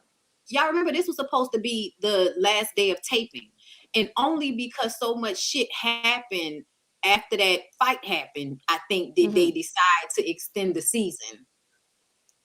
Okay, that makes sense. Got you. Okay. Well, since we don't have that many episodes left, I do want to touch on something, okay, from Mr. Carlos King before we move on from Love and Marriage Huntsville, right? Because Carlos King don't like that y'all out here using the term ratchet when you're talking about his show and other black shows, okay? So let me let y'all hear what he had to say. The main thing that I want to address is this social media commentary about the word ratchet. I feel like it's overused, and y'all are using it a lot when it comes to black people having a very heated moment on reality television. Y'all don't use the word ratchet when Teresa Giudice flipped the table. Y'all don't use the word ratchet when Lisa Rinna put a glass on the table, broke the glass, and threw a drink at Kim Richards. Y'all only use the word ratchet as it applies to black people. And that pisses me off. And it pisses me off because it's the black audience, some of y'all, who run with that narrative. It's the real world, everyone. In the real world, I don't know any families or friendships, black, white, Asian, or Latino, where people haven't had a huge disagreement that escalated in people wanting to defend each other. That's life. White folks do it. Black folks do it. Everyone does it. But still, y'all use the word ratchet as it relates to what happened in this episode. And then y'all love to say, well, oh my gosh, y'all make black people look bad. All right, y'all just heard what Mr. Carlos King had to say. Now, I do understand people may call the show that, but I honestly, I don't even know if I really heard that. But what I did hear was Letitia Right. reference it. I did hear Tisha reference it as hip hop. So y'all cast people, the people you have on the show are feeling like it's a ratchet type situation. Cause I mean, we all know when you say hip hop, loving hip hop, a lot of people refer to that as ratchet and ghetto. And actually, while I'm speaking on the term ghetto, I see a lot of people referring to the white shows at times as ghetto. When Lisa Rinna does something, because I be watching Real Housewives of Beverly Hills for sure, girl, we will call her out for her ghetto ness. We will say ghetto. So I don't know. I mean, like, what are your ladies thinking about this? I was Girl, thinking, who said that? listen. Who Go said ahead. that? Go I ahead. ain't heard nobody say ratchet. I have used the word ghetto. One time I thought about when it came to gosh, I don't even want to bring that up because I don't want to trigger nothing. I mentioned it on another show in another situation. Um, but I don't feel like Love and Marriage Huntsville has been ratchet or ghetto. I don't even feel like Bell Collective has been ratchet or ghetto. I just want to know who said that. That's Okay, so all. I'm gonna go ahead and tap in. So this is very this is just very interesting to me because what comes to mind for me instantly is, oh, look at you trying to dog whistle black people after getting bad press, Candy situation. Look at you. Um, because the instant thing that we feel is, you right, they do us like that. And what does that make us do? That makes us endear ourselves to you a little bit more. Well, at least he on black people's side. You know, you kind of have that feeling deep down, whether you want to admit it or not. So to me, I feel like Carlos is being the executive producer. He got some bad press about that shit with Candy, never responded to it. And now you want to talk about out of nowhere people calling Love and Marriage Huntsville ratchet? Child, there are levels to this shit. And Love and Marriage Huntsville ain't never been loving hip hop. So just chill out. Oh, that was a good Never. point. I was thinking the same thing. I was like, we still waiting on a response to Candy. But either That was way, good cute. luck. Say what? nice try. Nice try. That was cute. All right. Anything else on Love and Marriage Huntsville? No, but No. somebody said Carlos just doesn't like Bravo. And I'm like, he's actually obsessed with them. I think he's so. I think he loves Bravo. Yeah, he does. He still does. He interviews a lot of the housewives, a lot of them. I mean, he just interviewed who Ramona. girl. I was like, And I think that he would be better off creating some less adjacency to Bravo, honestly. Um he would. He'd be better off doing that. he started out on Love and Hip Hop Atlanta. That's the funny part. oh, did he? Hmm. I didn't know that. I Girl, thought it the was always Bravo. oh no, girl. You can actually see him in the scene when Scrappy, Jocelyn, Erica, and Stevie Got in J got that fight. yes, he was holding back Stevie J or Scrappy at some point. He was holding somebody back. Oh Go watch wow. it. Mhm. Oh wow! I did not know that. I am going to go and yeah, I'm gonna go find that clip because I Okay. never knew that. Y'all see the But comment from yeah, Essence of Shay? Do you ladies have any thoughts on Stormy wanting to sue YouTubers? I didn't know nothing about that. Y'all heard about Who? that? that's I think that's what the Empress girl was Low talking about. vibrational. No, What's Empress Stormy? Radio. Stormy from this show. Oh, I What did she wonder who want to she's sue her trying to for? sue. I think she was talking about, she posted something on her page, I believe, but I believe it was something about YouTubers talking about people and saying things that aren't true, that type of thing. But Oh, whenever people start talking like that, I don't include myself in that. Like, y'all not talking to me. Right. That's right. Right. That's what I was thinking. This is opinion based. yes, like you're I not don't talking. yeah, I ain't And never came on here and said something that's factual. I have Right. speculated. okay. And I feel like at the end of the day, if you feel like sports commentators and anybody else that, sits in talks for a living, like you can let us have this on YouTube without trying to make it seem like, we out here just, some Oh, of y'all be like, I ain't gonna, I'm gonna shade y'all and I don't want y'all to feel bad. But some of y'all are bored old ladies that like to get involved in mess online because you don't have anything going on at home. And y'all be on y'all computers and y'all be involved in all kind of bullshit. And it's because y'all ain't got nothing going on. And it's sad. It really be a lot of Miss Wandas, but on the computer. It do. You know. It do. Lots of Miss Wandas. And you know, if that's not true, I'm not talking to you. But, and I'm not calling nobody out specifically because I can't even think of nobody offhand. But I'm just saying, like, based off the things that have happened with the Scotts and them before, you know, are you talking about like YouTubers or are you talking about commenters? No, like YouTube. Oh, I'm talking about commenters. Baby. I was talking about commenters. I found a lot of commenters. The commenters turn into YouTubers. That is true. Some of them do be YouTubers. Yeah, I mean, yeah, that's true. I've seen it. And then turn into YouTubers with, you know, mad, messy shit going on their YouTube because, you know, they want to get attention. They want to get their shit popping. And, you know, they don't know how hard this is until they get on here and realize that people a lot of times do clickbait to blow up. Yeah, I literally, anytime I get the trolly comments, a lot of the time it comes from somebody's mama's profile, like horrible mean comments. It'll come from somebody's mama's profile who probably forget her password every 2 weeks, so she come on with a new profile. You know how they like to do. Yeah. Those are my trolls. Damn. Wow. I had somebody 3 weeks ago, they got mad that I was talking about Sheree, and they called my miscarriage and abortion. Yeah. That's the type you have to research that whole. Like, let me sleuth this because I was trying to decide. Girl, we could throw them hands.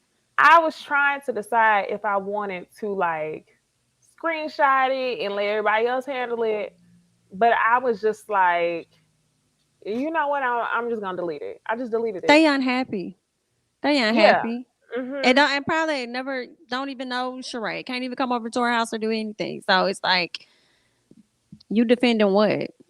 I really wish up the profile so I could have laid into their ass a little bit, just a little bit. I just needed to erase them. But yeah, people will get mad if you say something about their housewife, and if you share like the smallest personal thing. That's the thing. Like, it's a hard balance because you want to be personable with your subscribers who support you, and you know, talk about real life shit. But whenever you talk about reality shows, you get the trolls who have nothing to do. And they want to come for your life because you don't like the outfit that a housewife had on while she gets paid to be talking about on the show. Correct. Yeah. That's true. That's true. Girl, it gets real difficult out here in YouTube land. I will verbally snatch your heart out your fucking chest. Say some shit like live in some comments, okay? I hate that happened to you, Necey. That's crazy though. I hate that shit. Yeah, me too. I was like shocked, like, wow. It's some miserable people. Yes, that's and then you know they feel like they could just get away with a lot of stuff because they hide behind whatever profile they got on YouTube or whatever. But you know, sometimes it be like, I don't know. Sometimes I catch my comments ahead of time. I be like, you wrote all that, ain't nobody even gonna see this shit. Like you spent your time. Ain't nobody gonna see it. Number one, I'm not gonna read it. You know what I'm saying? Sometimes it depends on my time. And then a lot of times I may not say shit. Yeah, but they may catch me on that one day. I'm like, bitch, I got time. Let's go. I appreciate those moments sometimes. Sometimes you gotta get it off. You know, people don't know. I was having a bad day, bitch. I was waiting on somebody to pull up and ask for my energy. I was waiting on somebody to pull up. I was like, I'm not going to. But people are real weird. Oh, yeah. Real bad. I've had somebody tell me years ago that shit. I never forget that shit. Bitch told me I would be a terrible mother, so I should never have children. I was just like, wow, that's a lot. Yeah, and it's like, wow. And for what? Child. And that's crazy. That's how they be though. They really go. They go for your neck, man. And that's why I don't be reading the comments. If you in my live, you can catch my heat verbally. But I ain't about to be reading no comments and trying to come up with something to say to you. I ain't doing all that shit. You gonna get this shit off the top of my head, or I ain't read it and you blocked. Ain't that something? And then you know what else be so crazy though? Which is actually laughable. Because sometimes I like to leave people comments up, even when they are ignorant, because it be the same people. Y'all come to the page, talk shit, quote unquote, unsubscribe, do what you do, and then like a month later, you're back. I'd be like, you love me. That's what's going Of on. course. But I really like to type their name in and look at the history of the shit that they be saying. It's like, oh, you so fake. Oh, I love you, Jami. Da, da, da, ha, ha, ha, da, da, da, da, da. And then the next thing you know, you over there snapping, going off. Oh, okay then. Well, but you really don't love me, but you do, because you keep coming back. Just know next time your ass come back, you probably blocked if you got me on the right day. Okay. And you know what I don't like about the blocks though? I don't like that YouTube blocks or that when a person comes back, they can't comment. No. Right. They shouldn't even see my fucking profile. They should be like, bro, they don't gone. like me, girl. Like, why? Right. Girl, just move the whole thing. Remove it. Just go away from me with this. Shit. If you won't come, give me the money, bitch. Come, thank you for your view. Swing through and give me the money. Girl, nah, they can keep that one, because with that one, when you go, it's gonna be another 10. So you know, good, I'm baby. Like Mel in that situation, and you purchase from me, I'm gonna refund you your money. You know, I'm good on your views. I'm good on your views. Refunded. While we talking about this type of energy, I saw a comment earlier that kind of made me like turn my face up a little bit, because somebody was like, you know, they don't think that Stormy came there with good intentions, because later on she said something about Destiny not having no people in her store. I'm like, after she did all of that disrespecting to that lady, when that lady was trying to be nice to her. See, y'all think keep playing with somebody, and then when they finally respond in like, now all of a sudden we both wrong, so it's cool. No, motherfucker. No. Yes. But the question is, where is the lie? That's the part that where is the lie though? She didn't have nobody in the store. Like, you get mad about truths. You can be mad about a lie. Look, the truth can hurt your feelings, but you can't be that mad if it's the truth. She was being honest. Thank you so much, Simone Styles, for the super chat. This is off topic, but do y'all believe the voodoo priestesses really did something to Flow Sister on Love in Hip Hop Miami, because it was giving fake? Love you, 3 ladies. Thank you so much. I appreciate you for the super chat. I actually do not watch Love and Hip Hop. I watch none of the Love and Hip Hops nor Black Ink Crew, so I wouldn't be able to answer that question. Do y'all? I think Bondy watches it. That's specifically my sector. Unfortunately. Unfortunately. Ratchet reality. Come on. But you know what? I often have really good conversations, because the shit be, you know, some of the shit be tapping into real shit as far as how people relate to each other. But for me, I feel like it's not about if the voodoo priestess did something real to Flo's sister. Flo's sister got a young bitch body with an old bitch neck and face. The damage has already been done.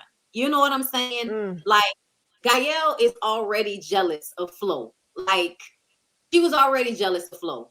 Marlon was just a dirtbag ass nigga. And it's like, he was out here fucking everybody. So if I'm looking at Marlon and I'm jealous of my sister, I'm going to fuck Marlon because I want to see what the dick like. And I low-key want to stick it to my sister.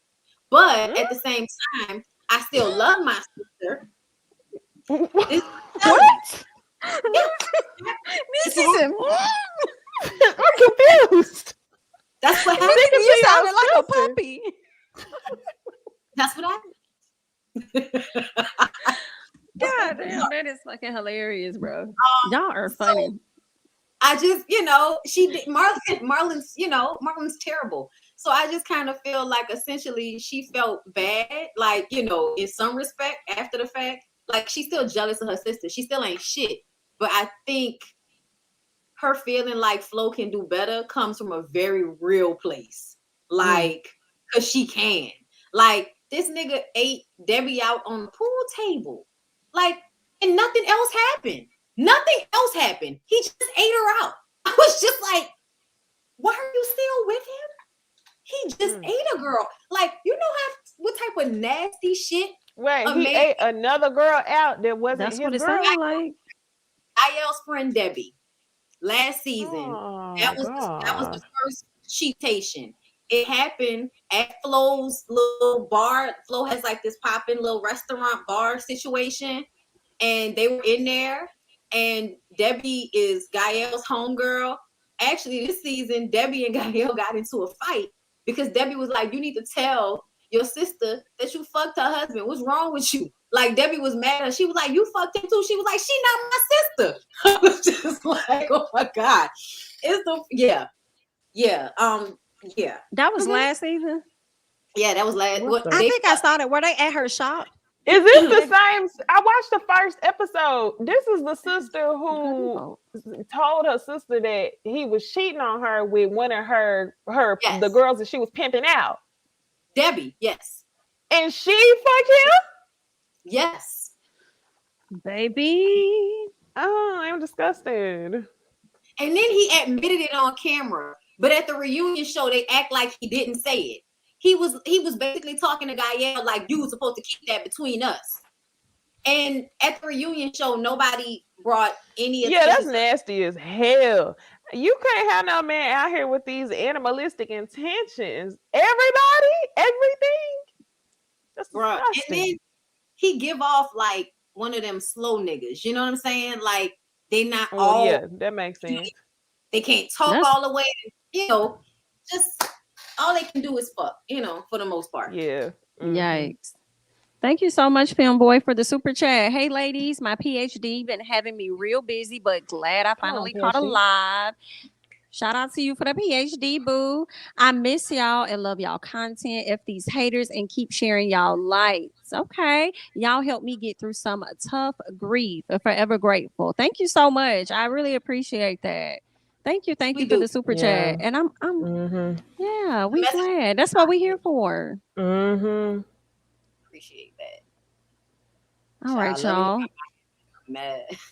Is it? I agree. The only thing I saw was a model's wig, and I was like, "Baby, no," and that was it. Like, I mean, did you see Ray J? I did see Ray J. I did see a clip of Ray J because he had. I think when the two sisters you were talking about were about to fight, I saw a clip of him get up, and I said, "Girl, is that Ray J?"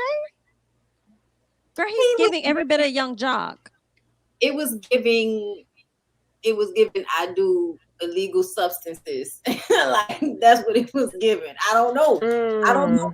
Frankie Lyman. He was sweating. It was a lot of quick, fast movements and shit. The wig, like tragic. He's going through a lot, man. He is, and I feel like he's crying out for attention. I can't stand Trick Daddy. I don't like Trick Daddy. I'm with you on that. Okay, let's see what else we got over here. Real Housewives of Potomac. Okay, this was an interesting episode. We're gonna get into a few things. First of all, the first question I got for y'all, and y'all feel free to get y'all thoughts in the chat. Y'all gonna do that anyway because that's how y'all is. What y'all thought about Robin this episode? I personally enjoyed her. I like that she called everybody out, and I like that she was looking at Giselle finally on your bullshit. It's not making sense. Oh, Bondy is still quiet. I didn't like when she called out everybody at the beginning about talking about Mia, because I feel like everybody was saying that her putting it on social media was suspect. Nobody said she was lying about what she was going through. So for Giselle to come up to her like, well, we think you lied for attention. Like, you jumped off the porch and then y'all grabbed everybody else with y'all. When Karen really did not say that. Karen said, I would not have done that. But, I still want to ask her about it. She didn't say that she felt like Mia was lying. So I didn't like that. I didn't like that Robin keeps trying to push Charisse on us. I'm still not over Roxanne saying that Charisse lost her neck in a divorce. I'm not over it. Oh, damn. Because you see her and she does give like superiority. I'm sticking my big old titties out, but it is giving your neck. It did. I was like, what happened to it? It's giving I need a bob and a V-neck. Shit. Because I think she's a beautiful woman, but I just feel like she may be a little insecure, so she covers up too much, and it makes her look, I don't know. But yeah, Robin saying that she's the real grand dame, I was just like, no, she's not. No, she's not. No, she's not. I enjoyed her bringing Charisse back. I enjoy her bringing Charisse back. I feel like the reason she did it was because her and Karen and Giselle supposedly made up. So if they agreeing to possibly not come at each other, she wanted to bring in somebody else that was probably gonna get with Karen. So it is, in a sense, another way of them coming for Karen as they have, or primarily Giselle, over the past few seasons.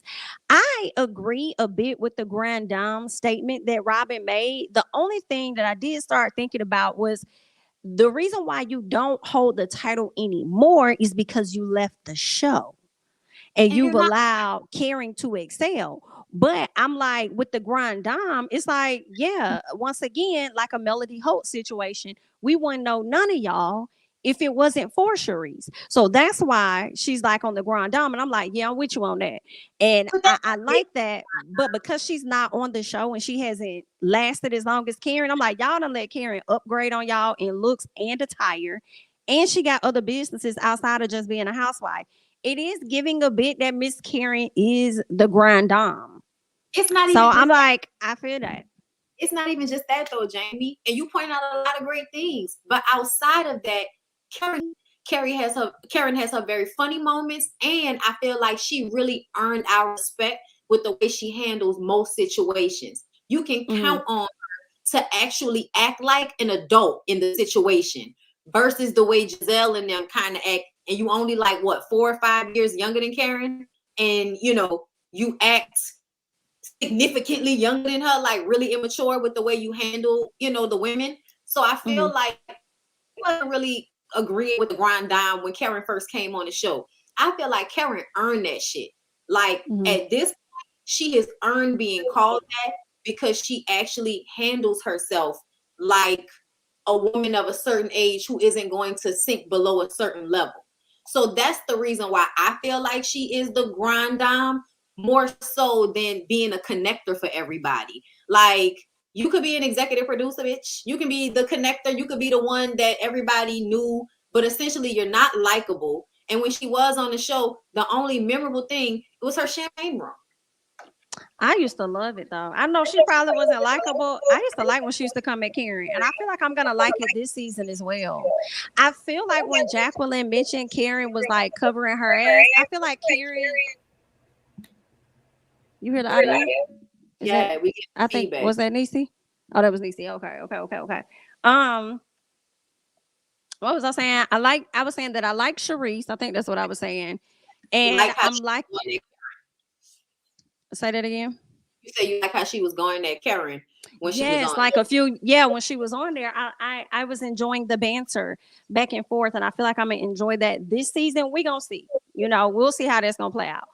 But I do feel like Karen may play a role at times of trying to like cover her ass type stuff. And I feel like a lot of people don't really call that out because she is like a fave at this point. But a lot of people don't call her out on this stuff. And I'm like, y'all be letting Karen slide because y'all like that lady. I think we called her a lot last season, like especially because of the way she was with the meal. Yeah, and the way she was aligning herself with Giselle at some point, like we, kind of against Candace on some shit. Like it, like it didn't feel the same, but I also still feel like she still has a certain decorum about herself that is why I still, I would call Karen. You know what I'm saying? I would feel comfortable calling Karen Miss Karen. You know what I'm saying? Yes. So, it's just I an get energy that she. But Charisse is definitely good for TV. Don't get me wrong. Like, I enjoyed Charisse this episode. Like, I've been enjoying her as I've been seeing her, but I also don't like the fact that Giselle and them are like using Charisse against Karen. She got tea on you and you scared. And it's just yep. It just clicked for me as I'm talking to you. Like, I think that's why they brought her on the show. Is so that they can use somebody outside of them to come at. But I should have known Bravo was going to bring her back because they did a special on her earlier this year. So some told me that lady probably was going to be coming back. What else did I want to talk about? Robin meeting with Giselle and letting her know that she was wrong for telling Ashley her business. I don't know. I feel like I'm gonna jump the gun a little bit when I say this, and I hope that I'm not. I'm trying to find these super chats. Sorry guys, I missed them. But I feel like I'm gonna say this. I ain't gonna say I'm gonna like Robin. I'm gonna say I'm liking Robin so far. Because the way, hold on one second. Thank you so much for the super chat, Cream Paradise. Peace and strength to all. Thank you so much for the super chat. Appreciate because that. I love that she sat down and checked Giselle on it. Like, don't tell nobody my business. Like, what if we start talking about your business? Again, it clicks for me because Giselle is bringing this. It don't even make sense, the shit she bringing up against Chris, but she's doing it and bringing Charisse in by way of Robin to prevent from having to talk about her own stuff. Because she was like, Robin said, you want to start talking about your stuff? Oh no, let's not talk about my business. Let's not. I'm like, Andy, we can't keep doing this. Like, we can't keep having these people on the show and they attaching themselves to somebody else's story. And I don't think that's fair to everybody. Because a lot of times those people that's not sharing all of their life, they getting paid more money than some of these other folks on the show. And that's not cool. And Giselle got the seat next. She always gets the seat next to Andy, even though she doesn't have anything going on in comparison to the other women. That was also something they used to ask. Marlo. She's giving Marlo, where it's like, thank you so much for getting me on the show. Thank you, thank you. You the whole reason why I got the West Wing that's completely sided and the rest of my house is brick. But anyway, she was able to make a match on the front. That's what I was thinking. Right, that's what it's giving. It was a question you asked at the beginning, but my had to switch my headphones. How do I feel about Robin? Yes. Okay, I was excited to see Robin come around and actually have a voice. I do think she was dead ass wrong trying to pull everybody in their shit, but I was most excited that Robin was holding Giselle accountable when it was like, I wouldn't consider that me and Chris, coming on to you. And the fact that Giselle brought that up only after she heard that it was something that she could attach herself to because Ashley brought it up, to me, it was dangerous. And if I was Candace, I would want to put them paws on her. The same way she said, not my man. Yeah, not my man. I would want to put my paws on you for that. I do think that Chris probably went into her. Oh, one more thing I wanted to mention. Did y'all notice how Giselle changed her language whenever she was talking to Robin about the situation versus whenever she brought it up to Candace? In what way? Because go ahead. Specifically, one thing. When she told Robin the story, she was like, I thought my hair and makeup was there. He came into my dressing room. Then when she was talking to Candace, she said, he was in my bedroom. And the thing is, it's semantics. Your hotel room was your dressing room. But when you say it to Candace, you try to pose the idea that it was potentially something sexual or something much more inappropriate because you use the word bedroom. 1000% facts. And I just had to call Giselle out on a lie, because how is it you have a conversation with Candace and say that Kyle was upset because because Chris saw him leave? That is your hair, whatever person. So how is it Chris saw him leave, but your ass didn't? That's what's not making sense to me. So when you took Chris back to the room, I personally feel like you knew what you were doing. And it also makes me wonder, were you hot in the pants? Were you feeling some type of way having him in this room? And you're now trying to twist the story? That's not making sense. 1 second. Yeah. Thank you so much, Tay, for the super chat. Love y'all so much. Miami got this reunion, and it was so different due to C19, but I hope Atlanta brings it more than Miami. Got it. Thank you so much. I appreciate the super chat, honey. She felt it. And that's why she always flirts with him. I knew it was inappropriate when Candace, see, this the thing. Candace wanted to be liked so bad that you came on the show and told everybody that your husband had a brown penis. That conversation was not for the group. The hee ha ha sleepover girlfriend talk was not for the group, for them to know that your white husband had a black penis. And Giselle took that and continued to flirt. And as Candace said on Carlos's podcast, she thinks that Giselle is lonely and she just lets her get her flirtation out with her husband. I think that's true. But Giselle is pushing the limit because she knows that Candace wants to be liked by her. So it's like, let me see how much I can flirt with your husband and see how much you let me do. It's like a power dynamic type thing. And now you're trying to play her for it. That is some shady shit. And you know what else is crazy? The fact that she would bring Katie over to Karen's husband and allow Katie to assault this man and laugh at it and think it's comical, but then turn around and have a conversation with Candace like your husband violated me. That's the tone of the conversation. But when Candace and Robin asked what did he do, he did absolutely nothing. So now you're just trying to push this narrative that you just felt uncomfortable and you was never going to speak on it had Ashley not said something about the DMs. And I just felt like you only use that as a moment to be like, oh, I got an idea. Let me attach myself to what they got going on. Let me do that. So don't nobody got to be all up in my business. Because why did you wait 5 months? Because I think they started filming in March. The reunion happened in what, October, November, December, girl, about 5 months for you to bring this conversation up. Like, just you full of shit. You full of shit. Let's see what else we have over here. Lonely. She's lonely. I'm liking Candace and Ashley's friendship. Y'all let me know. I do appreciate Ashley going to Candace to have this conversation versus how she kind of used to do back in the day when she would do it like, you know, behind the scenes, tell somebody else and then that person to address it to her or whatever. So I am liking that. How are y'all feeling about Mia's new friend though? She doing too much. I don't like the way she tried to make it seem like Karen was being messy by doing exactly what she was supposed to do, which was give Mia the heads up on the fact that everybody was going to be questioning her so she could, you know, be on her defense.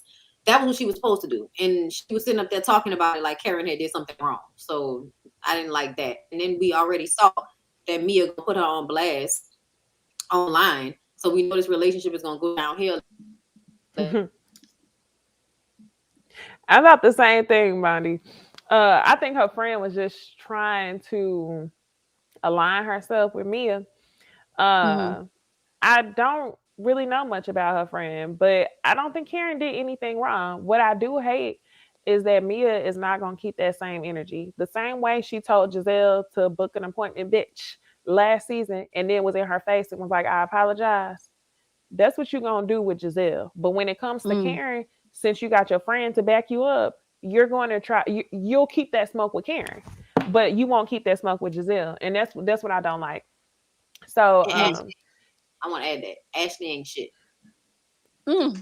Yeah, I like Ashley and Candace together. I do think she was being genuine, but I feel like it cancels out. Like you were paying Candace a courtesy by talking to her one-on-one, but you canceled it out when you went and told Robin big mouth ass, because that means if you told Robin, that means you also told Giselle. And if you told Giselle, that twirls into the storyline that we have now, which is her weaponizing, you know, a true concern that was Ashley's.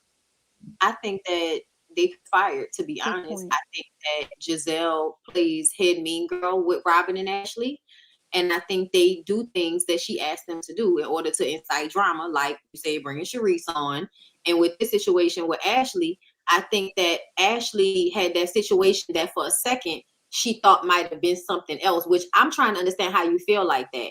As a YouTuber, I have so many people in my DMs. If somebody DMs me at 2, 3 o'clock in the morning, I'm not thinking of it. It's like getting an email at 2, 3 o'clock in the morning. I don't have to see it.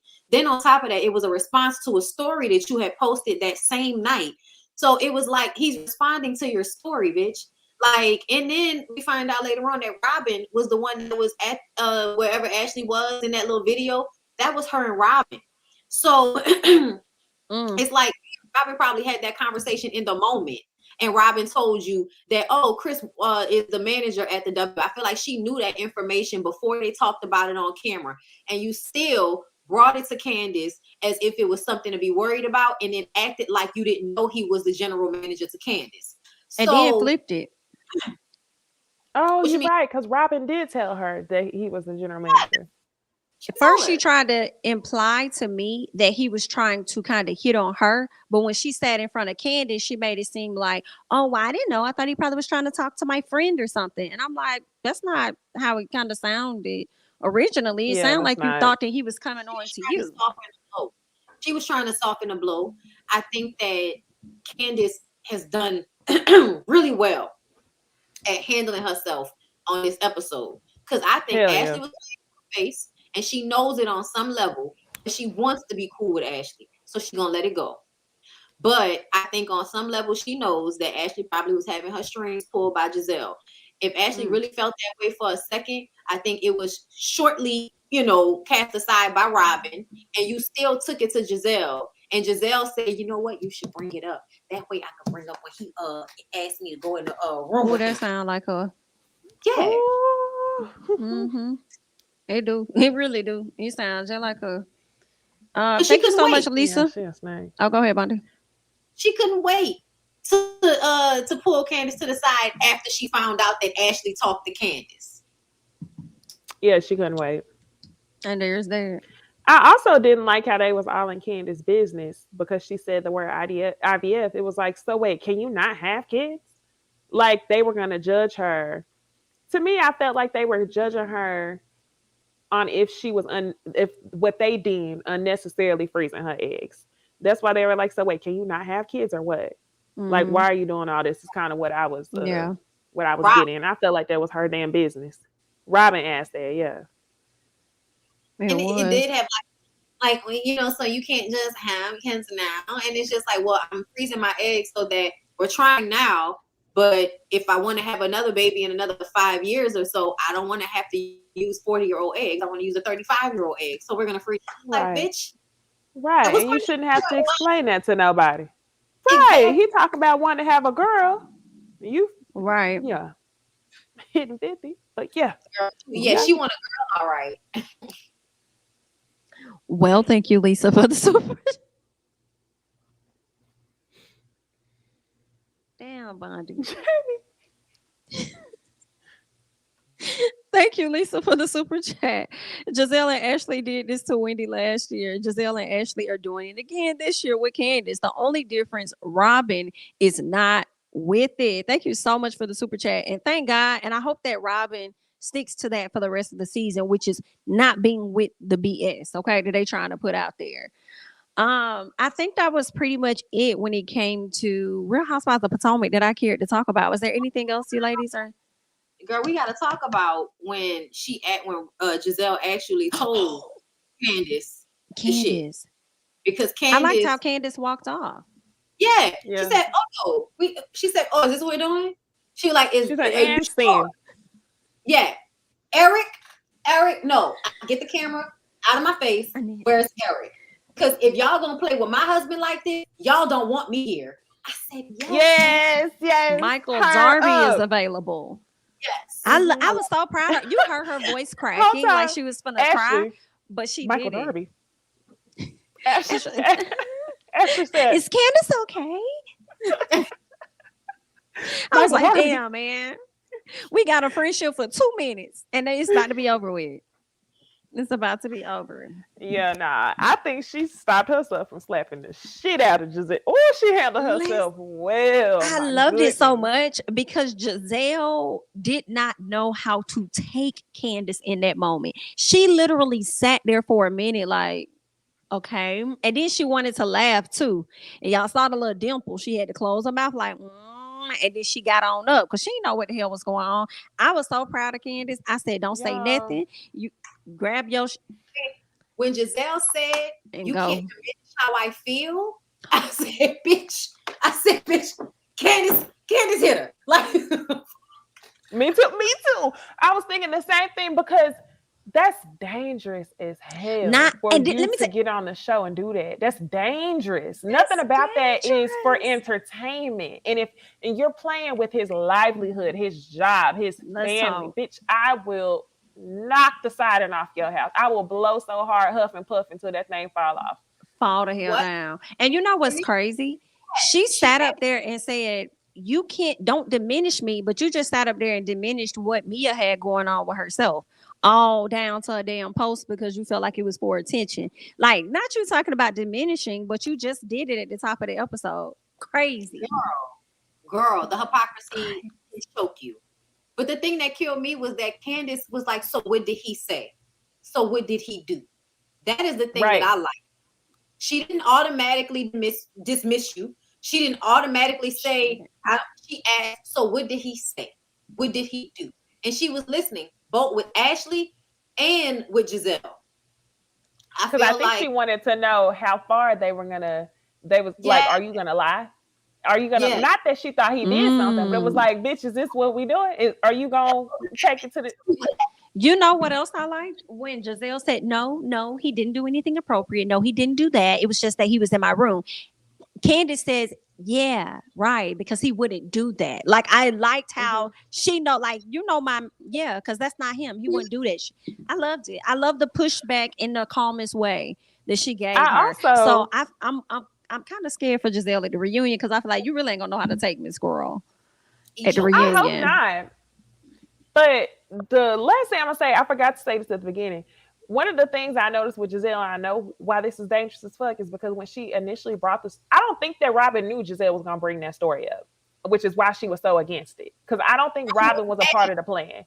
Robin actually, off camera, when she brought the shit up, there was a moment when like Robin kind of did like this, and then they showed us the confessional, and she was like, I already told her I don't think that this would like, so yeah, Robin definitely told her not. Robin was not with that shit. So when she said to Robin, pay attention to this, when she said, so I told y'all how she switched up her language, but Giselle decided in that moment that she was going to bring that story forward as soon as it was kind of like, okay, so since Ashley's talking about it, I'm going to talk about it. And the reason why I know that is because Robin said to her, she did just like Candace, well, what did he say to you? She said, I can't remember.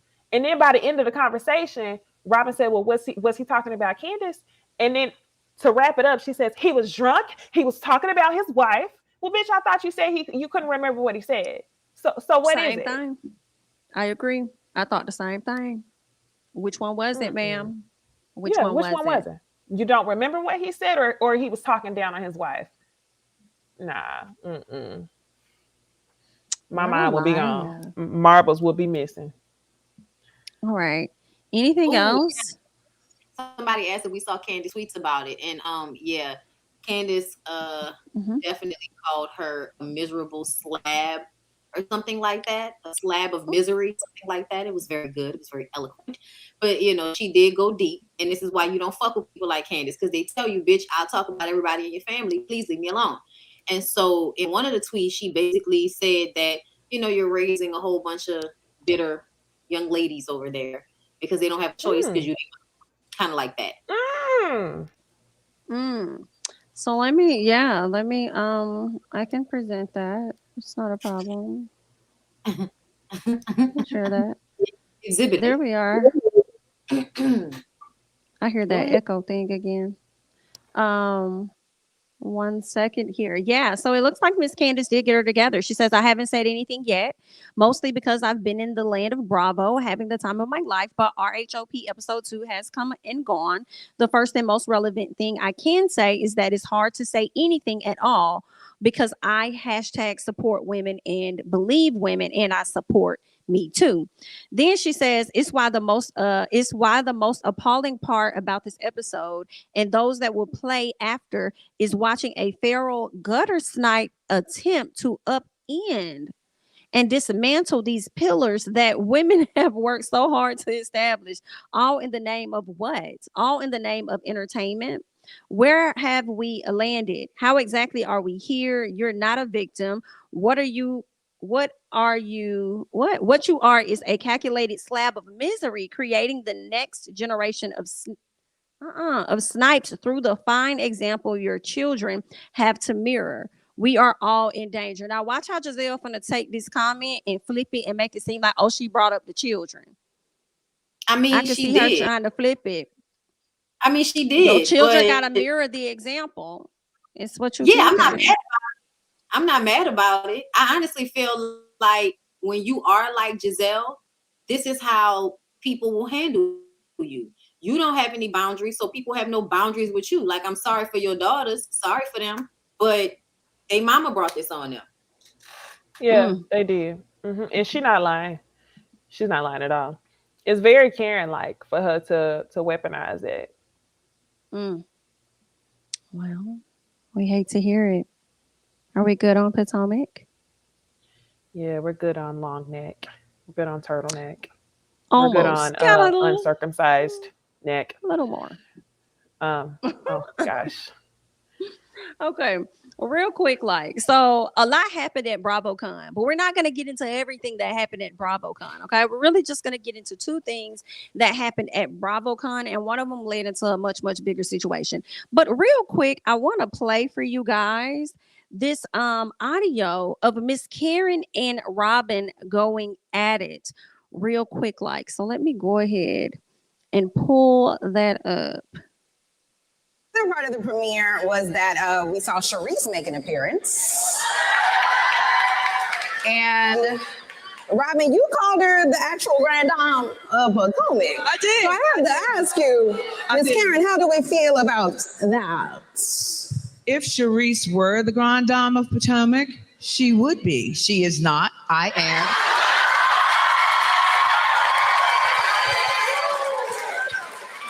But you got to give Robin some respect. She and Charisse have history. She's rooting for her old girl. What are you saying, Robin? I'm sorry? I said, I do not care what you said. Well, you know what? Then don't comment on me because I'm going to come at you and correct you every time. Let's do it. You don't want me to open my phone. Let's do it. We can do it. All right. Soon. You'll watch. You'll see. Woo, this is going to be a good season, y'all. My question is, do y'all believe Robin really got some stuff in the vault on Karen? I feel like Robin just can't read. But if she do, it could be coming from Charisse. Possibly. That's a good point. That's a good point. But the thing for me is that I feel like Robin would have sprayed her already if they did have tea, because they've already sprayed shit about Karen and none of it hit. Y'all said she was cheating on her husband. It didn't hit. Y'all tried to make fun of her because of the taxes. It made y'all look bad, especially when you got hit with taxes later on. So ultimately, I feel like Robin just, I don't know why, but she really doesn't like Karen. And it just, oh yeah, everybody says because Karen drunk dialed her and said she didn't like her. And I'm asking, y'all always do shit like that. Was that before or after Robin started acting like an asshole with Karen? Because she's been acting like an asshole with Karen for a while now. Do we not remember the pizza situation? Just saying, Robin would twist the knife in when Karen was going through shit, as far as I was concerned. So if she called her one day and told her she didn't like her, it's probably because of the way Robin treats Karen. But yeah, I even in that little clip, it was just a lot of aggression. Like, what, you gonna fight her? What's gonna happen? Right. You thought it was aggression from Robin? Yeah, in her voice. Like, it just, she was like, oh, we'll do it. It's like, all right, Miss Lady, calm down. Oh, Robin needs to get her. She needs to get her somebody. Get you a friend, Robin. Stop with this. Thank you, Courtney, for the super chat. Did you see Giselle smirk when Candace got up? Love you, 3 queens. Thank you for the super chat. Yes, we saw it. We did talk about that not too long ago. Kimmy says Robin wasn't part of the plan with Wendy last season either. Production made her look bad. It's always Ashley and Giselle. Oh, Robin wasn't a part of. Thank you so much for the super chat, Kimmy. That was true. Remember, she got drunk and was petting her pussy. Oh, yes. Yeah. Yes. And she got thrown in the fire. Oh, yikes, girl. Speaking of fire, right? So at BravoCon, Miss Ashley Darby, honey, decided that she was going to, let me get that off the screen. She decided that she was going to answer questions about Monique. And when she answered questions about Monique, she hinted at her being separated. And then at another time, I believe she said that they were taking a break. So that resulted in all these different articles popping up saying that Miss Monique Samuels and her husband, Chris, are actually getting they didn't say divorce, but they just said that they were separating, right? Well, Monique decided that she and Chris was going to go live. And they were going to address the madness with the people. So let's go ahead and put that back up on the screen so y'all can hear what Miss Monique and Chris had to say. Chris and I getting a divorce. No, we're not getting a divorce. Are Chris and I going our separate ways, as People Magazine love to state? Monique Samuels and Chris Samuels are going their separate ways. Absolutely not. Nobody ever said that. Okay. Have we filed a legal separation? No. Have we filed for divorce? No. Is there any document that proves of any divorce filings? No. Have we separated to the extent of breaking up?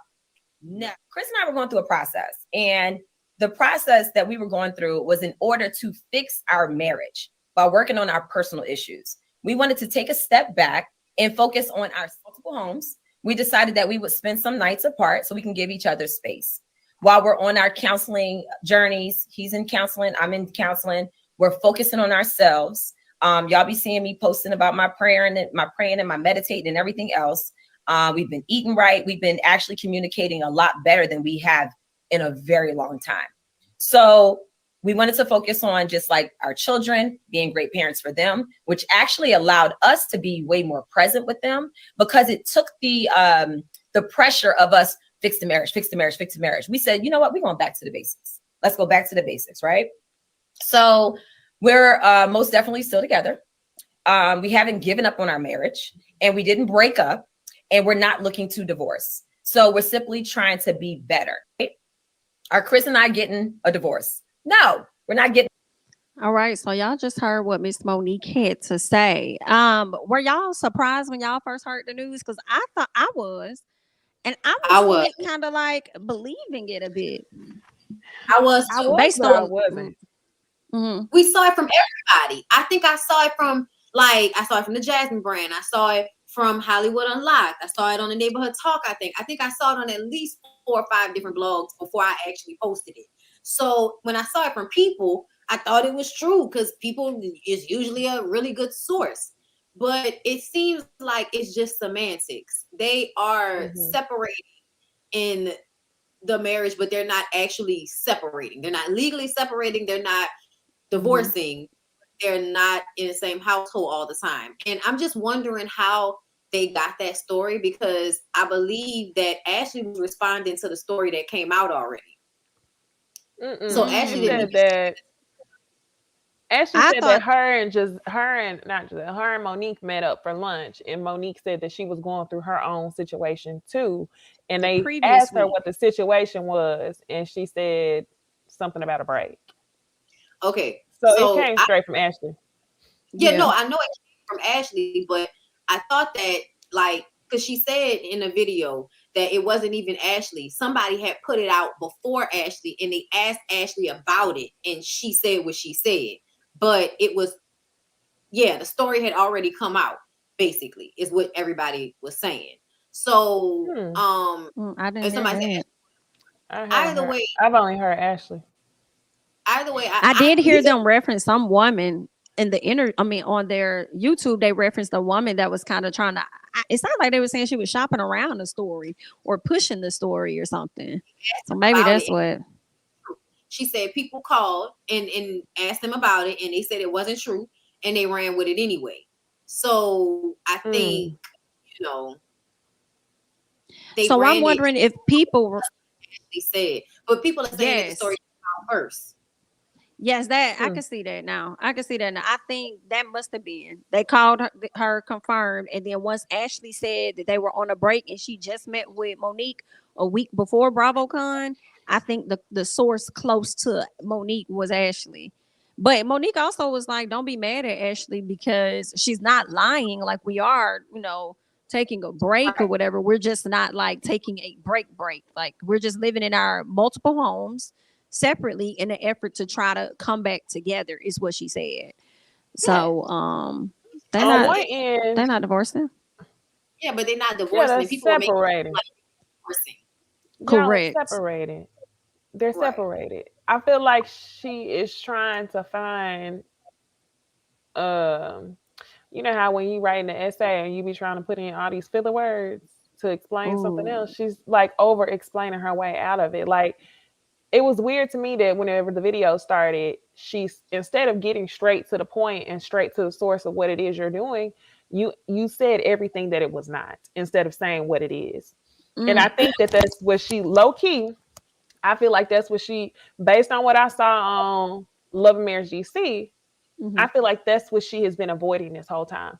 Like, she spends so much time saying what it was not instead of exactly what it was. I feel like part of her is already gone.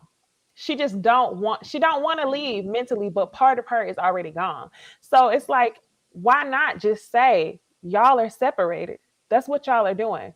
Y'all are separated, y'all are friendly. And she says the point is to get back to their marriage. But Monique, what was going to come of this if your communication did not improve? Were y'all going to separate? And if your communication didn't improve, y'all were just going to move back in and be in the same situation? Like, let's be real. Y'all went through a rift, y'all took a break, and y'all are separated. Things just happen to be going good. And you're hopeful because it's probably the beginning of a separation. But let's say things didn't work out, then what was it going to be? I feel like it's a different way to call a thing a thing. Like, it's the same thing. I understand what you mean. She created a whole statement and had to do, this whole explanation. But I still feel like essentially you still saying, like the same thing. Like, y'all are not really together like that no more. Things are worse than the last time we found y'all. So that's still the truth of the situation. However, I do think that some people were making it seem like they were about to divorce. And that's why it's like, let me say that's not what's going on right now. Okay. Right. But I do feel like what they're doing is really a luxury of being rich, for God's sakes. Like, I would never do what are we divorcing for? Nigga, you gonna live in that house, I'm gonna live in this house. Call me about the kids. Like, maybe you can't do that forever, but I just feel like that's a real good, place to be in. Yes, especially because they have young kids. Now, once their kids are older and out of the house, that's a different situation. But they got young kids. So I don't think that they really want to divorce right now. I think they want to try to see if they can hold on for, a few more years. And then if it's fucked up when the kids are gone, then they divorce like everybody else do. Also, what are y'all doing? Like, y'all's kids go to school. So, like, what does that split time look like? It looked like Chris pulling in more work, pulling in more weight, helping out. Oh, and he did. But they're homeschooled too, I believe. Video on that live, I mean. Chris talked for a long time on that live, more than I had ever heard him talk. He did. I would just like to say I feel like I was right, because everybody was acting like they didn't understand what the fuck Monique was talking about when she kept talking about her issues with him. But he basically said he went to a fucking football convention, and hearing them niggas talk about their issues is how he clicked on that he wasn't really, being passionate or happy about anything the way she said. And then he was talking about how he felt sleep this whole time. You know what I'm saying? And now he's working on himself and becoming more active. He also talked about how much he put on her because he wasn't doing shit. You know what I'm saying? So it was a lot of shit in that conversation that I felt like, that's what was going on. Like, I just think that there are way too many people excited to see them break up and to blame her for it. And that's the weird part to me. Yeah, that is weird. I don't think she would ever be at blame for them breaking up. But I was thinking the same. Like, why? How are they even blaming her? I mean, somebody just said constantly complaining about Chris. Like, so, it don't matter what they say. It doesn't matter how Chris comes out and says, as a man, I needed to work on these things, and it don't matter. She gonna be the problem because people just don't like her. I can see that too, but I don't think she's wrong in that. I don't, because he don't listen. Yeah, she wouldn't be wrong if she left. I was just surprised that when I saw her, I was like, oh, she did it. Damn. Right, exactly. Like, what? Okay. But also feeling sad at the same time because there's so much divorce happening. And it's like, another one. Like, damn. Oh my God. How many of these are we in this month? Like, exactly. Right. Yes, too much. No more. Too much. I want to say this. That comment about it just seemed like they don't want to be together. I understand what y'all are saying, but something about that feels so like you're not really thinking. Because if they really didn't want to be together, they would just break up, y'all. Like, I don't know if people know what it's like to be in marriages and shit, but usually people don't leave because they really don't want to leave. Shit be fucked up. And they just don't want to leave the person. They still love the person. There's still things they like. They don't want to leave, but the shit fucked up. So I feel like that conversation, it makes it seem like this is two people that just really don't like each other. And I don't know why people feel like that about people that have been together this long. That's all. Gotcha. Anything else on Monique and Chris? We good. We good. All right, y'all. Let's go ahead and get into a gossip chat real quick. So make sure that you guys like the video.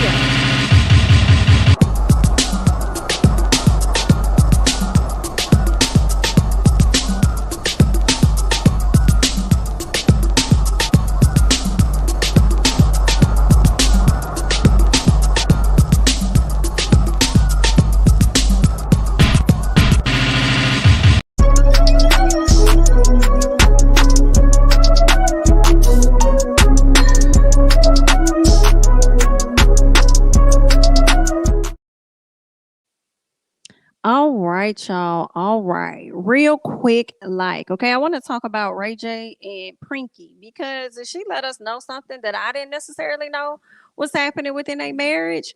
So it seems like she may have participated in some things because that's what it is that he wanted for the marriage. So let me go ahead and play that audio for y'all so y'all can check it out. Change. Oh, you don't know. Oh yeah, you don't know. You don't know what that looks like. I don't care. Oh, you don't? No. Okay. You've already been doing it. No, you've already been doing it. I've never done it. I don't care. Anything that I've ever done, you've done it with me. No, just know. Anything I've ever done, you've done it with me. Just know. Anything I've ever done, anytime I ever was with, guess who was with me? Princess was right in the room. There's some of the times. There's been times where it's like, I loved Ray so much and tried to do the whole threesome thing because you don't have to go outside of the relationship. I can be fun too, but nothing is ever enough for Ray. And I can't keep sacrificing myself and my sanity trying to be something that I'm not to make him happy. Stop acting like you don't know who the you are. You're a lunatic. That's why the door was closed. I thought we might have hugged each other and kissed each other and ran off into the sand, but it didn't happen. It's probably gonna be better for us to get the divorce because in my heart, I think that is the way for us. We're done. You can't get away from me. I don't like this. I don't. I hate that. My question for y'all is how far is too far, I guess, to save your relationship? I think it sucks that she sat up there and actually contributed to threesomes. And it sounds like that's not even something she really wanted to do. She just did it for the love of Ray and only ended up still getting cheated on. Either way it goes. So it's like, how far is too far to save your marriage? Then he tried to slut about it. That's the thing that killed me. He threw it at her like it was supposed to make her look dirty or something like that. Everything Princess was right there in the room. I'm like, shut up. He always trying to degrade her when he can't get his way with her. It is very I don't know, emotionally triggering to watch somebody click their emotions on and off like that. And I keep saying that Ray J is not a good guy, and then everybody act like I'm tripping. But I personally feel like Princess deserves this on some slick shit because he's never been respectful of you, and you stayed with him even after he treated Tierra Marie like shit. And this is the thing for me. You don't, obviously you can't pay attention to the pattern here. Ray J is a disrespectful little cunt hooker. That's who he is. And he continues to be that way. And you were the same person talking about how, I'm so proud of him for defending himself against the Kardashians. He's been through so much. Girl, what? After he called you a slut for moving on from him, after he cheated on you with prostitutes and had a bitch driving your car, then not driving the car. I didn't know that. At the reunion show, yes, that's what came out at the reunion show. And then it sounded like she was like, you had, because he was trying to say he never cheated on her. Come on, y'all. He said he never cheated on her. And she was like, Ray, whatever. You had a girl driving my car, but you said you don't want to talk about that. So I'm going to let it go. Oh, I don't baby, like no. not to talk about it, and then at the same time go sit here and tell you that you a liar. What? Like Ray J is terrible, and Princess is a glutton for punishment. Yes, Yeah, I don't know she why is. she's with him. It's I'm looking at mental. this picture right now, and this picture is giving drugs. You know, it's something about don't shame, but y'all know how everybody. Have y'all seen that sound on TikTok where it was like he need to stay off that dope? He need to stay off that dope. You know what I'm talking about? I have Y'all not haven't heard heard the that. TikTok sound? Not yet. Not yet. Okay, so the TikTok sound is basically a viral video. Well, it's a trending video where the first one I saw was when you finally old enough to be in the grown folks' business, like in your family, and they saying he need to stay off that dope. Ray J is giving a family member that need to stay off that dope based on this picture. The way that the sunglasses is holding down his nostrils, he's very much giving somebody Uncle Earl. Okay, he ain't looking right. Okay, look like he'll blow the wind to blow him away.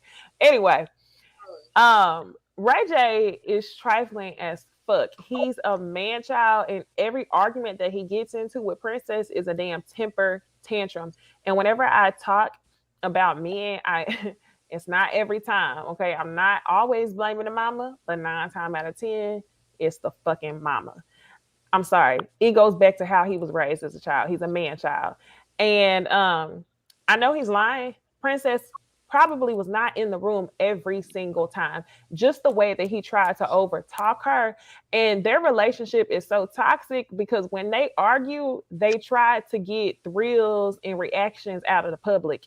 And that's what he did by trying to overtalk her. Their relationship probably would have been in a place to heal if it was 6 years ago and it wouldn't have been any cameras around, but they keep trying to take it up another notch, another notch, another notch. And you know, I'm really tired of the two of them. I think they need to retreat.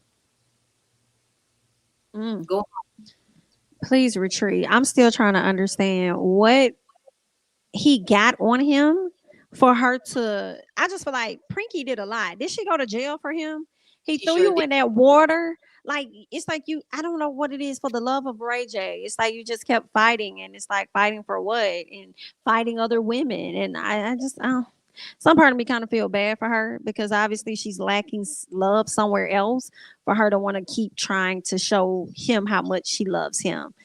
Child, you should have known. Like honestly, when you took that charge and he didn't, and then he threw you in that pool, girl. When you don't see the signs, either way, good luck. Next up, real quick, like we'll get into JT of City Girls and this other young lady that was supposed to be getting some tickets to the concert, and obviously she didn't get the tickets. So, let's go ahead and just check this out because I want to get y'all thoughts on Miss JT real quick, like.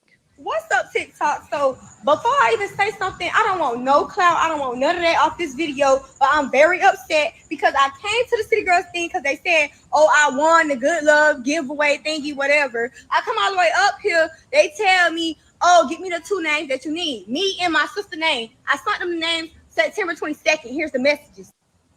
Blah, blah, blah. Y'all read it, pause it, whatever.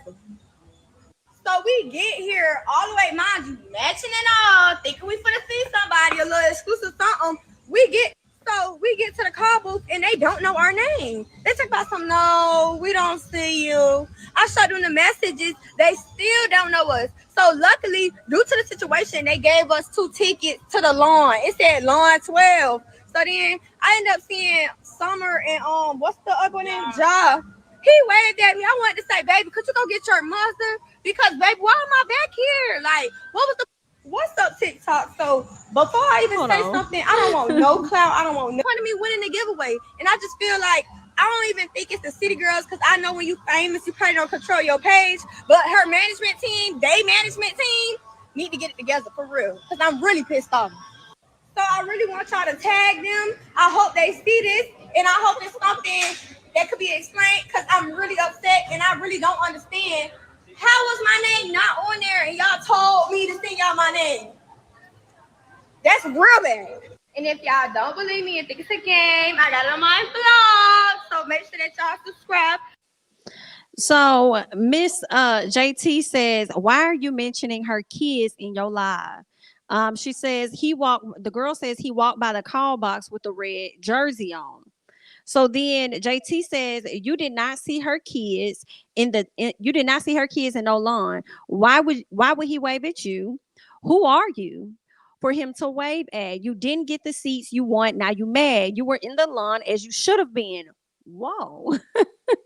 You trying to go big when this situation could have been an easy fix in the future. You mentioning her kids got me real mad.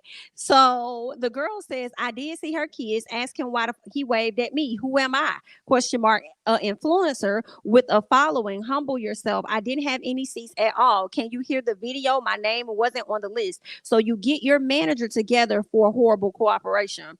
She says, you're mad as because this is gonna blow, and you know I'm not a nobody. Was JT wrong in this situation? Yeah. I would agree. I feel like she was deflecting when she brought up that girl kids. Like about, so why would you bring up her kids? Like, what do you mean? Like, girl, I just said I waved. I was like, when that happened? Because she said she saw Ja and he waved. Girl, stop. Yeah. Yeah, she didn't say nothing wrong. Was that video giving Dr. Phil, I'm 14, I like to do drugs, have sex, and go to City Girls concerts? Yeah, but I feel the like whole time she was talking, that's what it was giving. We kill or whatever, and then she turned to it's definitely giving. That's probably the way she do her content. I can see that. Yeah, JT absolutely was deflecting. Yeah, I don't think she said anything bad about the little boy. It just was what it was. She should have done the right thing, but I don't get it. I wish that celebrities would just go back to being in magazines and you don't really know nothing. You just hear shit through the grapevine. Right. And you responded on Twitter regular as fuck. It was the you was in the line like you should have been for me. Oh, baby. Because it's like that's some shady shit though. Just get out of jail not too long. Like how you so this week it be oh my bad, y'all. Sorry. Yeah. Go ahead. I feel like they always doing shit like this. Like people are always complaining about these shows. And I feel like it's obviously an issue with y'all management. There was no need to actually respond to this girl publicly. You know what I'm saying? Acting like her mentioning seeing the kid, like, why would she even lie about that? Like, that had no significance to the story whatsoever. So it was just kind of like, and then she even said, I don't even think it's them. I think it's their management. But, it still like, why are y'all always punching down? I blame Nicki Minaj. Not blaming Nicki Minaj. It's okay. Let's talk about Nicki real quick. It's okay. Let's talk about her. Nicki went live, and I was gonna bring her up because I'm thinking about what we really didn't even talk about last week. What was last week? With Lotto. You remember we ended the show with they were still tweeting. We did.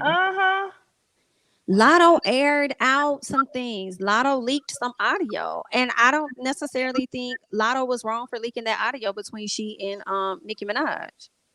I don't think so at all. I know a lot of people was giving her flack for that. A lot of people were feeling like her career was over. But I'm like, I feel like she might blow even more, to be honest, to go at it with Nicki, because I'm thinking about Cardi. Last person that went against Nicki like that actually became bigger versus smaller. But that's just what I think. You know what I'm saying? Why was she not like I'm sorry, why would she not blow up from getting into it with Nicki? Like, what world are we living in right now? Like, nobody is getting into it with Nicki Minaj and then all of a sudden their career disappears. Like, maybe people who write stories about her, maybe little YouTubers and shit, but not no other solidified rapper that's in the same category as her at the damn Grammys. Like, no. It ain't that. And I'm not mad at Lotto. I feel like Lotto was trying to be respectful the entire time.